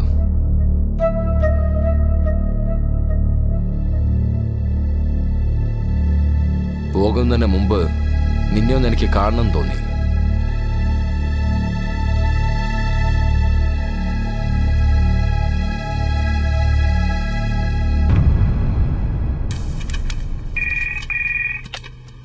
ഹലോ, സുരേഷ് ആണോ? സാറേ, നിങ്ങളുടെ അപ്പോയിന്റ്മെന്റ് നാളെയാണ്. ഇദ്ദേഹം സിറ്റിയിലെ നമ്പർ 1 ഡോക്ടറാ. Token number 1 Shivan. ഭാര്യയാണോ അവള്? രാക്ഷസിയ. സാറിനെ കണ്ട് സംസാരിക്കുന്നത് കൊണ്ടാ ഞാൻ ജീവിച്ചിരിക്കുന്നത്. ജീവിക്കാനും സമ്മതിക്കുന്നില്ല, മരിക്കാനും സമ്മതിക്കുന്നില്ല. ഭയങ്കര ടോർച്ചറാ സാറ്. എന്റെ പിള്ളേർക്ക് വേണ്ടി ഞാൻ ജീവിക്കുന്നത്. കൂൾ. ഒരുപാട് വഴക്കിട്ട് കഴിഞ്ഞാൽ എനിക്കൊരു ഫോൺ ചെയ്താൽ മതി. രണ്ടുപേരും പോയി ഒരു റെസ്റ്റോറൻറ്റിൽ കൂളായി 2 ഫലൂഡ ഐസ്ക്രീം കഴിക്കാം. പട്ടി കുറയ്ക്കുന്നത് അത്ര കാര്യമാക്കണോ? നായയല്ല സാറേ, പ്രേതവാ. Devil, devil.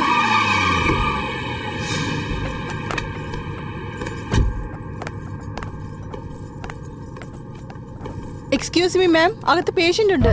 അടി മേടിക്കുന്നേ, മിണ്ടാതിരുന്നോണം. ഡോ, എന്ത് ധൈര്യത്തിലാ നിങ്ങൾ ഇവിടെ വന്നിരിക്കുന്നേ? വിമൻസ് ക്ലബിന്റെ ഫെയർവെല്ലിന് അവരവരുടെ ഭർത്താവിനെ കൊണ്ടുവന്നിട്ടുണ്ട്. 10 മിനിറ്റ് എന്റെ കൂടെ ചെലവഴിക്കാൻ നിങ്ങൾക്ക് ബുദ്ധിമുട്ടുണ്ടോ? ശാന്തി, ദാ നോക്ക്, ഇത് ഹോസ്പിറ്റലാണ്. ഇവിടെ പേഷ്യൻസ് ഒക്കെ ഉണ്ട്. ഡോക്ടറെ, ഞാൻ വേണമെങ്കിൽ ഒന്ന് പുറത്തു പോയേക്കാം. പ്ലീസ്, ഇവിടെ തന്നെ ഇരിക്കൂ. താൻ ഇരിക്കടോ. ഇരിക്കാനല്ലേ പറഞ്ഞേ? ഡേ, എന്താ നിന്റെ പ്രശ്നം? ഭാര്യയും ഞാനും ചേർച്ചയിലല്ല, അതിന്റെ ഡിപ്രഷനാ. എന്നാ ഡിപ്രഷൻ? ഡിപ്രഷൻ. ഒരു ഭാര്യ ഉണ്ടായിട്ടും ശരിക്കും ജീവിക്കാൻ അറിയാത്തവനായി ഇവൻ. ഇവന്റെ അടുത്താണോ നീ ട്രീറ്റ്മെന്റ് വന്നേക്കുന്നേ? എന്നാ നശിച്ചു. ശാന്തി, പോടോ, പോയി ഭാര്യയുടെ കാലിൽ വീണ് മാപ്പ് ചോദിച്ച് മര്യാദയ്ക്ക് അവളോടൊപ്പം ജീവിക്കാൻ നോക്ക്. പോടോ, പോവാനല്ലേ പറഞ്ഞേ? ശാന്തി, ക്ഷമയ്ക്കൊരു അതിരുണ്ട്. ഹോസ്പിറ്റലിൽ വന്ന് എന്നെ അപമാനിക്കാൻ നോക്കണോ?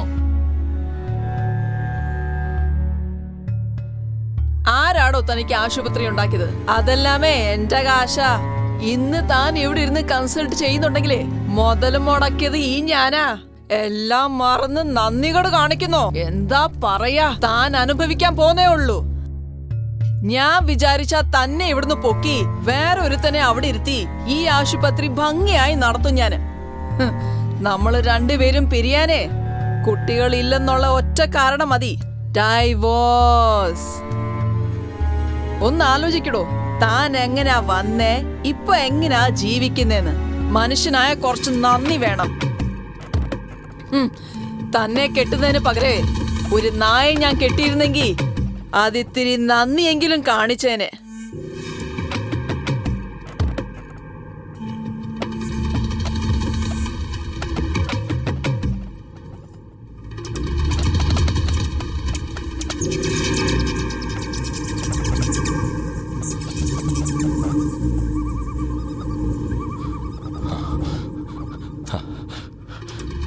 ഈ സിറ്റിയിലത്തെ നമ്പർ 1 ഡോക്ടറാ ഞാൻ.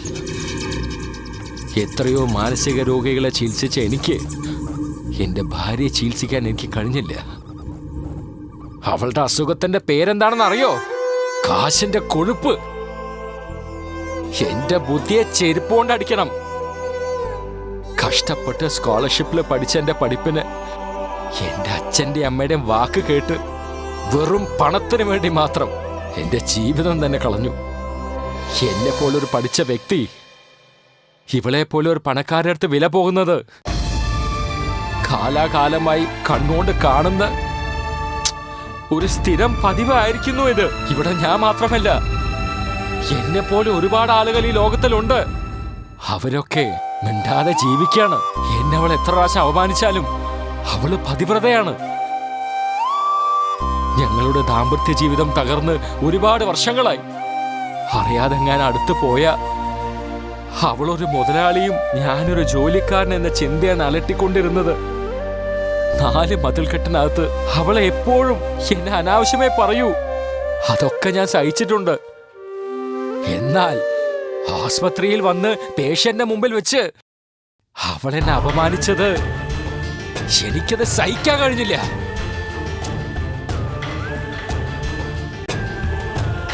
ഇപ്പൊ നിങ്ങളുടെ വൈഫ് എവിടെയുണ്ട്? ഒരുപാട് രാത്രികൾ അവൾ ഒരിക്കലും എന്നെ ഉറങ്ങാൻ സമ്മതിച്ചിട്ടില്ല. അതാണ് അവളെ ഞാൻ എന്നേക്കുമായി ഉറക്കിയത്. അവളിപ്പോ എവിടെയാണെന്ന് നിനക്ക് അറിയണോ? അവളെ നിനക്ക് കാണണോ? വേഗം പറ. അവളെ നിനക്ക് കാണണോന്ന് പറ. അവളെ നിനക്ക് ഞാൻ കാണിച്ചു തരട്ടെ. അവളിപ്പോ ഞാൻ കാണിച്ചു തരാം. ഇപ്പൊ തന്നെ ഞാൻ കാണിച്ചു തരാം. നമുക്ക് കാണണ്ടേ? ഇപ്പൊ തന്നെ കാണണ്ടേ?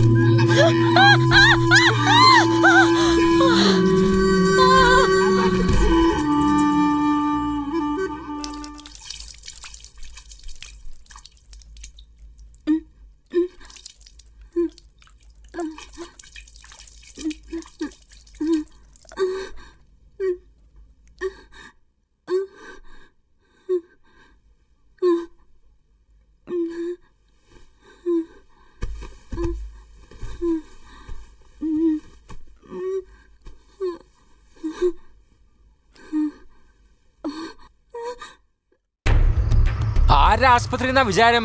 ഇതെല്ലാം എന്റെ പണമാണ്.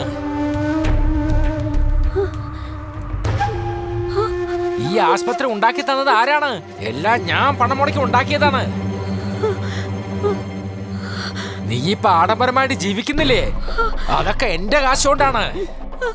നീ അതൊക്കെ മറന്നിട്ട് എന്റെ അടുത്ത് നന്ദികേട് കാണിക്കുന്നു അല്ലേ? നീ ഇപ്പൊ അങ്ങനെ കാലാട്ടിക്കൊണ്ടിരിക്കുന്നില്ലേ? അത് മൊത്തം എന്റെ പൈസയാണ്. എല്ലാം മറന്ന് നീ നന്ദികേട് കാണിക്കുന്നു അല്ലേ? എന്ത് അഹങ്കാരം നിനക്ക്! ഞാനിപ്പോ വിചാരിച്ച തന്നെ ഇവിടുന്ന് പുറത്താക്കി വേറൊരു ഡോക്ടറെ കൊണ്ടുവന്ന് ഇരുത്തി ഈ ആസ്പത്രി ഞാൻ അടിപൊളിയായിട്ട് നടത്തി കാണിക്കും. എല്ലാറ്റിനും നീയാണ് കാരണം. നമ്മൾ ഒരൊറ്റ കാരണം കൊണ്ടാണ് തമ്മിൽ പിരിഞ്ഞത്. കുഞ്ഞില്ല എന്ന ഒരൊറ്റ കാരണം കൊണ്ടാണ്.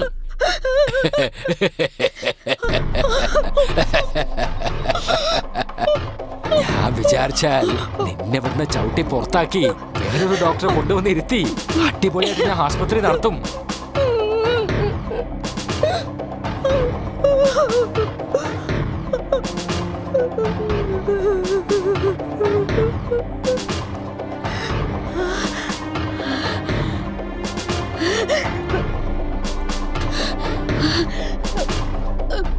ഇതെല്ലാം എന്റെ പണമാടാ. ഈ കസാരയില് കാലട്ടിക്കൊണ്ടിരിക്കുന്നില്ലേ? അതെല്ലാം എന്റെ പണമാണ്.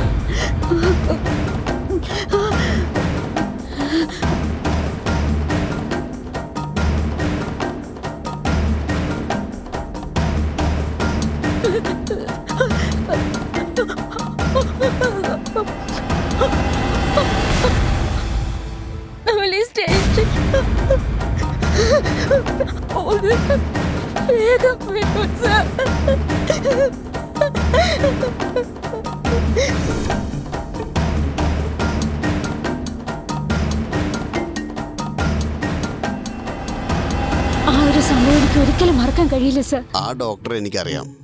അയാളെ കുറിച്ച് ഞാൻ പത്രത്തിൽ വായിച്ചിരുന്നു. ഒരു സൈക്യാട്രിക് ഡോക്ടർ തന്നെ സൈക്കോ ആയല്ലേ?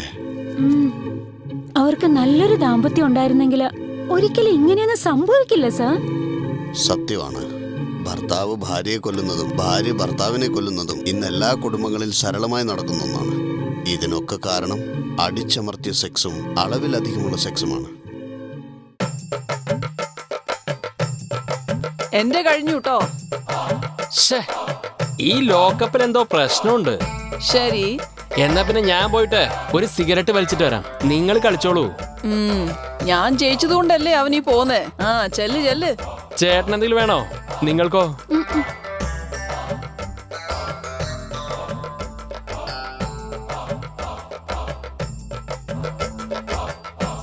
സാറേ, എന്താ വൈകി ഭക്ഷണം കഴിക്കുന്നേ? എടോ, കഴിപ്പിക്കാൻ എവിടെ സമ്മതിക്കുന്നത്? എന്തായാലും കവിത അടിപൊളിയായിട്ടുണ്ട് സാറേ. സാറേ, കുറെ നേരമായി ഓട്ടോ വെയിറ്റ് ചെയ്യുന്നു. ഞാനൊന്ന് പോയി നോക്കിയിട്ട് വരാം. ചെല്ല്.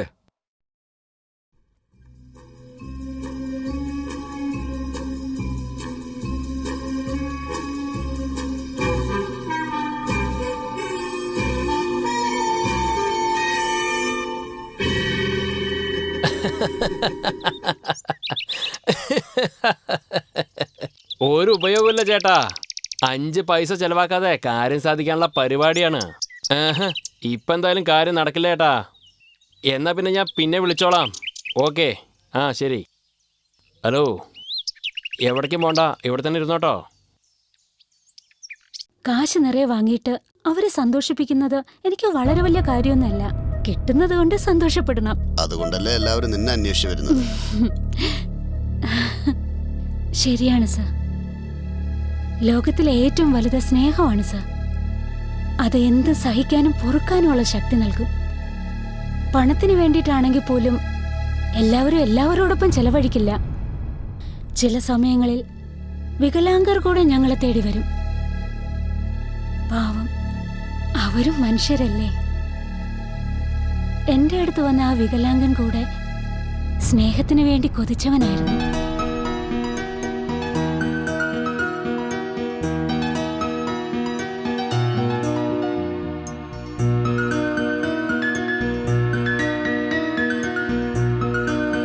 നിങ്ങൾ ഭയങ്കര സുന്ദരിയാട്ടോ. താങ്ക്സ്. മുമ്പ് ഞാൻ 2-3 പേരെടുത്ത് പോയിരുന്നു. ഒരുപാട് പണം തരാന്ന് പറഞ്ഞിട്ടും ആരും സമ്മതിച്ചില്ല, എന്റെ ഈ കുറവ് കാരണം. ചേച്ചേ, നിങ്ങൾക്കെന്താ? മനസ്സിന് അംഗവൈകല്യമുള്ളവരാ പുറത്ത് മുഴുവനും. അതെ, എന്താ പേര്? മേനക.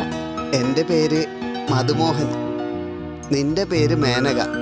2 പേരുടെ പേരിലും മാ എന്ന അക്ഷരമുണ്ട്. ശരിയാ. നമുക്ക് സംസാരിച്ചിരിക്കാം അല്ലേ? സംസാരിക്കാലോ. മേനകെ, എനിക്ക് നിന്നെ ഒരുപാട് ഇഷ്ടമായി. എനിക്കൊരു കൊതിയുണ്ട്. എല്ലാവരെയും പോലെ എനിക്കും കല്യാണം കഴിക്കണമെന്ന് ആഗ്രഹമുണ്ട്. നല്ല പോലെ ഫസ്റ്റ് നൈറ്റ് ആഘോഷിക്കണമെന്നും ഉണ്ട്. ഒരു ദിവസമല്ലേ? പ്ലീസ് മേനകെ, പ്ലീസ് മേനകെ, ഒറ്റ പ്രാവശ്യം മതി. പിന്നെ ഒരിക്കലും ശല്യം ചെയ്യില്ല. പ്ലീസ്, ഒരു ദിവസം മാത്രമല്ലേ? കല്യാണം കഴിക്കാനുള്ള പൂതി കൊണ്ടാ. ഒരു ദിവസത്തേക്ക് മാത്രം മേനകെ, പ്ലീസ് മേനകെ, ഒരു ദിവസത്തേക്ക് മാത്രം.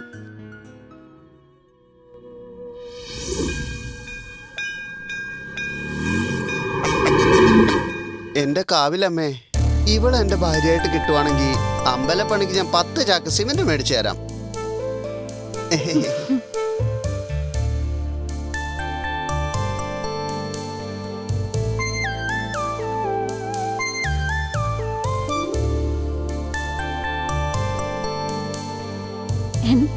എന്താ ഇപ്പൊ സന്തോഷായോ? സന്തോഷമായോന്നോ? ഞാനിപ്പോ നിൽക്കുന്നത് സ്വർഗത്തിലാ.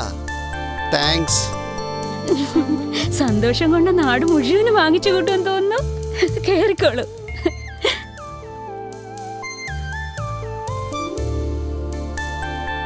പോവല്ലേ ചേട്ടാ? അനുരാഗലോലഗാത്രി വരവായി നീലരാത്രി നിലവിൻ മറந்த ചഷകം, നിലവിൻ മറந்த ചഷകം, നെഞ്ചിൽ പരന്ന രാത്രി അനുരാഗലോലഗാത്രി വരവായി നീലരാത്രി.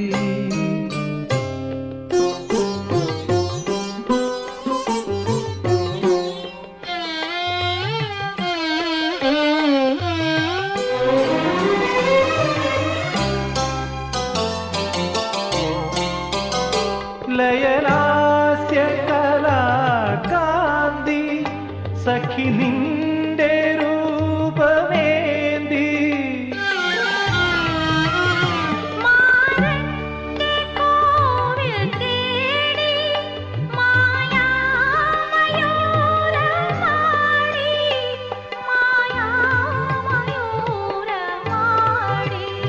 ഒളി തേടി നീലാപ്പൂക്കൾ, ഒളി തേടി നീലാപ്പൂക്കൾ വീഴുന്നു നിന്റെ കാൽക്കൽ.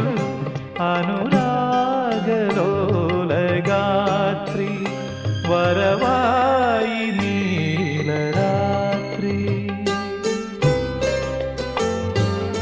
ശരിക്കും അയാളുടെ സന്തോഷം കണ്ടപ്പോൾ എനിക്ക് മറ്റുള്ളവരെ സന്തോഷിപ്പിക്കുന്നതിലാണ് ഏറ്റവും വലിയ സന്തോഷമെന്ന് അന്നാണ് എനിക്ക് മനസ്സിലായത്.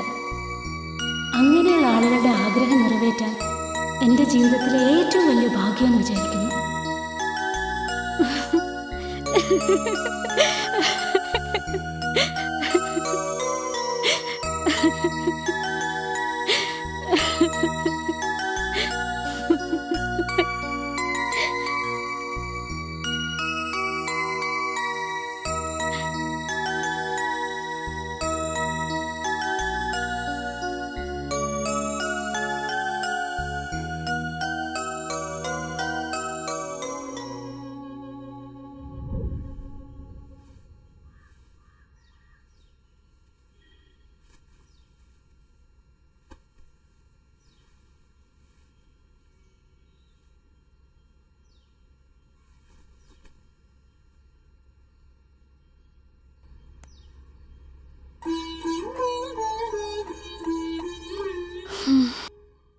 മേനകെ, ഒരു മിനിറ്റ്. നിനക്ക് ഇഷ്ടമാണെങ്കിൽ പ്ലീസ്. നീ എന്താ പറയാൻ പോകുന്നതെന്ന് എനിക്കറിയാം. നിന്നെ അത്രയ്ക്ക് ഇഷ്ടമുണ്ടെങ്കിൽ ഈ താലി കഴുത്തിലിട്ടേക്കെന്നല്ലേ ഞാൻ നിന്നെ ഭാര്യയായി സ്വീകരിച്ചോളാം എന്നൊക്കെയല്ലേ പറയാൻ പോകുന്നേ. ഇങ്ങനത്തെ ചിന്തകളൊക്കെ മനസ്സിൽ നിന്ന് മാറ്റിക്കോ. നമ്മൾ രണ്ടുപേരും ഒരു കണക്കിന് വ്യത്യാസമില്ലാത്തവരാ. തമ്മിൽ തമ്മിൽ സന്തോഷിച്ചു, അത്രേ ഉള്ളു കാര്യം.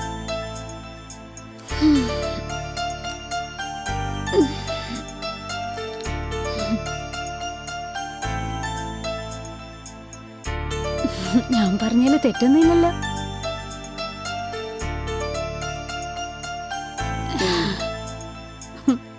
കാവിലമ്മേ, ചതിച്ചല്ലോ. വികലാംഗവർക്ക് ജോലിയോ പണമോ അതൊക്കെ കിട്ടിയാൽ മാത്രം മതിയെന്നാണ്. എന്നാലും അവര് നമ്മളെ പോലെയുള്ള മനുഷ്യരല്ലേ. ഇവിടെയുള്ളവരൊക്കെ അതെന്തുകൊണ്ടാ മനസ്സിലാക്കാത്തത്? ഒരു വികലാംഗയായ പെണ്ണിന് മാത്രമേ കല്യാണം കഴിക്കാവൂ എന്ന് വെച്ചാൽ ആ രീതി ശരിയല്ല. കുറെ ആൾക്കാര് ശരിക്കും ജീവിക്കാതെ തന്നെ മരിക്കുന്നു. പകരം ഇതുപോലെയുള്ളവർക്ക് ജീവിതം കൊടുത്താൽ പുണ്യമെങ്കിലും കിട്ടും.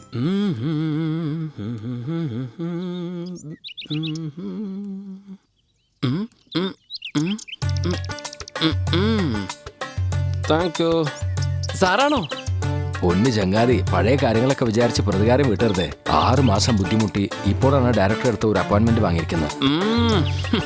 എനിക്ക് 6 മണിക്ക് പോകണം. നിന്റെ കൂട്ടുകാരെ വിളിച്ച് വേഗം സ്ഥലം വിട്. നിനക്ക് നല്ലത് വരട്ടെ.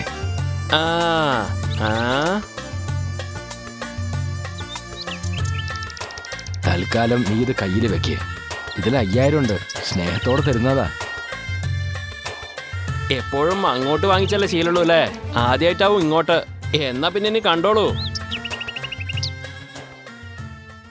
കാര്യം കാണണമെങ്കിൽ കഴുതക്കാലം പിടിക്കണമെന്ന് പറഞ്ഞത് എത്ര ശരിയാണ്. മോഡ്കോം 2020 ഒരു വെബ്സൈറ്റ് ഉണ്ട്. 2020 ഒരു മനുഷ്യന്റെ ഏറ്റവും വലിയ പ്രശ്നം എന്താണെന്ന് അറിയണോ? പ്രൈവസി. ഒരു മനുഷ്യന്റെ സ്വാതന്ത്ര്യം. നിങ്ങളൊക്കെ എവിടെ പോയാലും അവിടെ മൊബൈൽ ക്യാമറയും ഉണ്ടാവും. ബാത്റൂമിൽ വെക്കോ ചേട്ടാ? തീർച്ചയായിട്ടും. നന്നായി മോളെ. ഇത്രയും പ്രശ്നത്തിനിടയ്ക്കും നമ്മുടെ ഈ ഇന്റർവ്യൂ വളരെ ഭംഗിയായിട്ട് തന്നെ നടന്നു. ചേട്ടാ അവിടെ ഇൻസ്പെക്ടർ ഉണ്ട്. ശരിയാ സർ, പാവം. നമുക്ക് പോവാം. മമ്മി പോവാം. വേഗം എഴുന്നേക്ക്, ശരി, സമയായി. വാ, പോവാം. പോകാൻ പറ്റില്ല. എഴുന്നേക്ക്. വേഗം എഴുന്നേക്ക്. വാ വാ. തടിയനിരുന്ന് ഉറങ്ങുന്നുണ്ടോ? സാറേ, സാറേ, അങ്ങോട്ട് നീങ്ങി കിടക്കടേ. ഏതു നേരം ഭാര്യയുടെ ഓർമ്മയാ. സാറേ, എന്താ? സോറി സർ, ഒന്ന് മയങ്ങിപ്പോയി. വേണ്ട സാറേ, ഞാനാണ് സോറി ചോദിക്കേണ്ടത്. നിങ്ങൾ ഒരുപാട് ബുദ്ധിമുട്ടില്ല കുഴപ്പമില്ല sir. Anyway thank you very much. Okay sir. വളരെ നന്ദി ഓക്കെ സർ. ഓക്കെ. സർ, മനസ്സിലൊന്നും വെക്കണ്ട. ഞാൻ പിന്നെ നിങ്ങൾക്ക് ഫോൺ അത് ചെയ്യാം. സാരില്ല, ചെയ്തോളൂ. സാർ, നിങ്ങൾ പറഞ്ഞത് കേട്ട് ആലോചിച്ച് ഞാൻ അങ്ങനെ മയങ്ങിപ്പോയി. ഒരു പോലീസായ ഞാൻ ഈ പ്രശ്നത്തെ കുറിച്ചൊരു കാര്യം പറഞ്ഞോട്ടെ. സാറിന് അതിന് വിരോധം ഉണ്ടാവില്ല എന്ന് തോന്നുന്നു. നിങ്ങൾ പറയണം സാർ. ഒരു പോലീസ് ഓഫീസറായി മാത്രമല്ല, നല്ലൊരു കുടുംബത്തിന്റെ നാഥനായിട്ടുമാണ് ഞാൻ പറയുന്നത്. ലൈംഗികതയും അതിൻ്റെതായിട്ടുള്ള പഠനത്തെക്കുറിച്ചും ഈ സമുദായത്തിന്റെ ആവശ്യത്തിന് വേണ്ടി പല വർഷങ്ങൾക്ക് മുമ്പ് ഞാനൊരു കവിത എഴുതിയിരുന്നു. നിന്റെ കണ്ണിൽ ഞാനും, നീ എന്നെ നോക്കിയപ്പോൾ ഞാനും നിന്നെ നോക്കി, അങ്ങനെ തമ്മിൽ തമ്മിൽ നോക്കി. എന്തിനാ നോക്കിയത് ഇതുവരെ മനസ്സിലായിട്ടില്ല.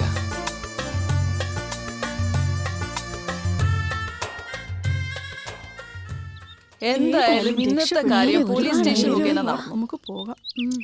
എന്നാ പിന്നെ ഈ എല്ലാവർക്കും സഹായത്തിന് വളരെ നന്ദിയുണ്ട്. പിന്നെ ഒന്നും തോന്നരുത്, എന്റെ ഒരു സന്തോഷത്തിന് ഞങ്ങൾക്ക് വേണ്ടിയാ. പണമൊന്നും വേണ്ട. സാരമില്ല, എന്തായി വാങ്ങിച്ചോളൂ. കാണിക്കുന്നത്? മടിക്കണ്ട, വേണ്ടാന്നേ. വാങ്ങിച്ചോളൂ. വളരെ നന്ദിയുണ്ട്. ആയിക്കോട്ടെ. അല്ല, ഞങ്ങൾക്ക് ചെറിയ ഗിഫ്റ്റ് തന്നിട്ട് ഇതൊക്കെ പബ്ലിഷ് ചെയ്ത് ഒരുപാട് പണം മേടിക്കുമല്ലേ? അങ്ങനെയല്ലേ? എന്താ ഇത്? ഞാനൊരു തമാശ പറഞ്ഞല്ലേ? മേനകനെയും വിളിച്ചോണ്ട് ഒരു അരമണിക്കൂർ എന്റെ വീട് വരെ ഒന്ന് വരാൻ പറ്റുമോ? വരാൻ ചേട്ടാ. പോയിട്ട് വാ മോളെ. എന്നാ ഇനി കാണാം സർ. വളരെ വളരെ നന്ദിയുണ്ട്. നേരെ ആയതുകൊണ്ട് ഞങ്ങൾ നന്ദിയുണ്ട് ഓൾറെഡി സർ. പുസ്തകം എഴുതി കഴിഞ്ഞ് ഞങ്ങൾക്ക് തരണേ. തീർച്ചയായിട്ടും, വാ വാ വാ, തീർച്ചയായിട്ടും. നമുക്ക് പോകാം. ശരി സർ. എന്നാ പോവാല്ലേ? ആ വരൂ ചേട്ടാ, അകത്തേക്ക് കേറിയേച്ചി.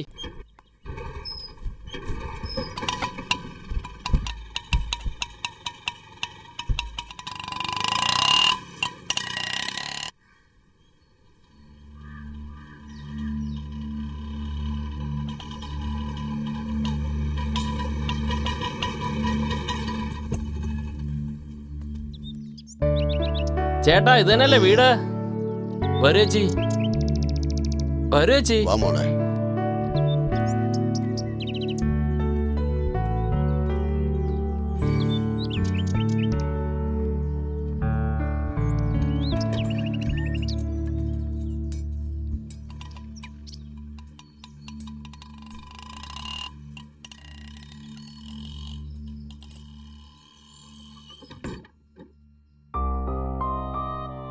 രണ്ടുപേരും ഇരിക്കെ, ഞാനിപ്പോ വരാം.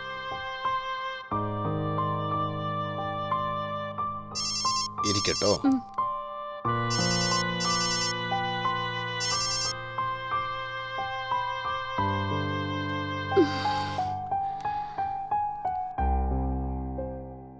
ആ മമ്മി, ചേട്ടന്റെ വീട്ടിലുള്ള കുറച്ച് സമയത്തിൽ അവിടെ എത്തും. ആ ശരി മമ്മി, വിട്ടേക്കാം. ആ അല്ല, ഈ സാറിന് കുടുംബമൊന്നുമില്ലേ?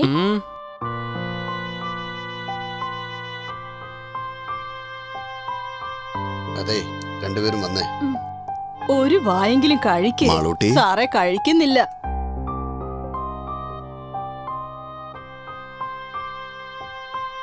കഴിക്കുമോളെ, ഒരു വായ് കഴിച്ചാ മതി. ശാഠ്യം പിടിക്കരുത്, വേഗം ആവട്ടെ.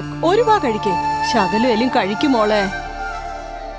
ശകലം എങ്കിലും കഴിക്കുമോളെ, വേഗം ആവട്ടെ. ഞാൻ കൊടുത്തോളാം, നിങ്ങൾ പൊയ്ക്കോ. ആ, എന്നാ നീ കൊടുക്ക്. മാളൂട്ടി, നോക്കേ, നിന്നെ കാണാൻ ആരൊക്കെയാ വന്നിരിക്കുന്നെന്ന്. മോളിത് കഴിച്ചേ. കഴിക്കുമോളെ, കഴിക്കുമോളൂട്ടി. കഴിച്ചില്ലെങ്കിൽ ക്ഷീണം പിടിക്കും. കഴിക്കുമോളെ, എന്റെ പൊന്നു മോളല്ലേ.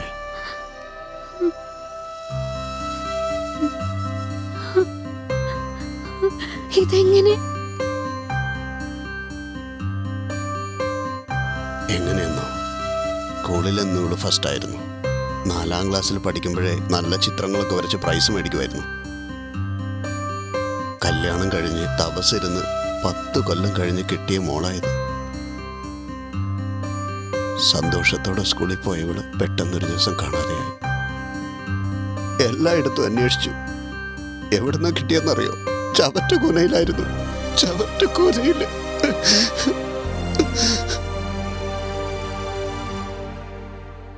കാമപ്രാന്ത് പിടിച്ച ഒരു മൃഗം എന്റെ മോളെ ഒന്നും അല്ലാതാക്കി നശിപ്പിച്ച് കളഞ്ഞു. ജീവനോടെ കിട്ടിയത് എന്റെ ഭാഗ്യം. ചെയ്തത് മറ്റാരുമല്ല, സ്കൂളിലേക്ക് കൊണ്ടുവന്ന് വാൻ ഡ്രൈവർ. വൃത്തികെട്ട ഒരു മൃഗമായിരുന്നു അവൻ. മൃഗമെന്ന് പോലും അവന് പറയരുത്.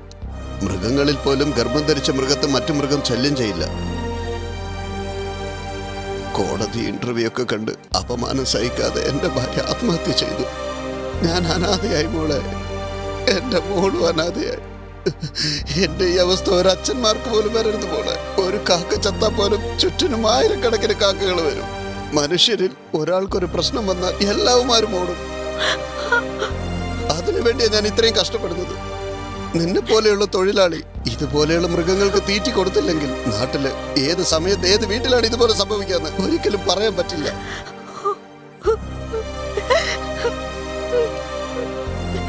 കോടികൾ വാരി എറിഞ്ഞാലും എനിക്ക് എന്റെ മോളെ പഴയതുപോലെ തിരിച്ചു കിട്ടുമോ? ചത്തുപോയ എന്റെ ഭാര്യ എനിക്ക് തിരിച്ചു കിട്ടുമോ? ഇനി ഒരിക്കലും ഇതുപോലെ സംഭവിക്കരുത്. ഇനിയെങ്കിലും സമൂഹം മാറണം മോളെ. Red is not a colour. Red is not danger. Red is not an area. Red is a society. എല്ലാവരും രക്തം കണ്ടിട്ടുണ്ടാവും. പക്ഷെ ഞാൻ കണ്ട രക്തം എങ്ങനെയാണെന്നറിയോ?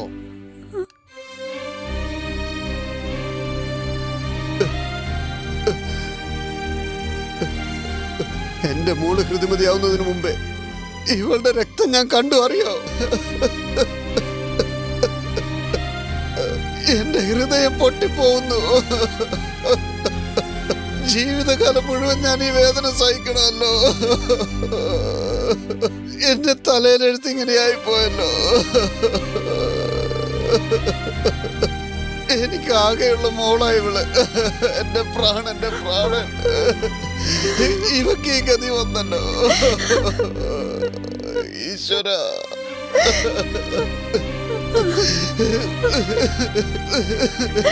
എന്റെ ഈ അവസ്ഥ മറ്റാർക്കും വരരുത്. ഇവക്ക് ഈ ഗതി വന്നല്ലോ. ഈശ്വര, എന്റെ മോളെ.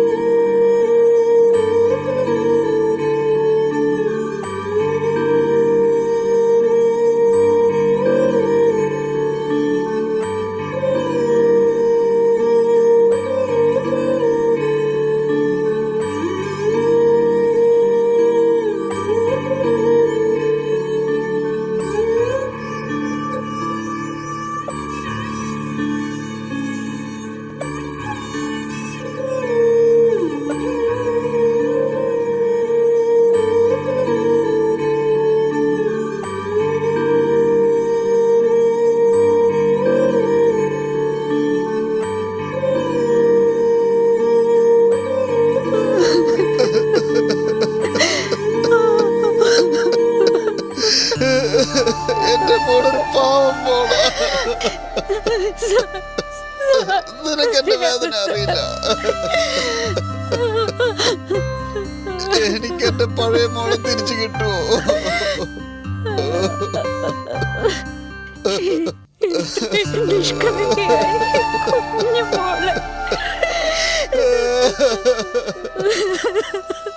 Ha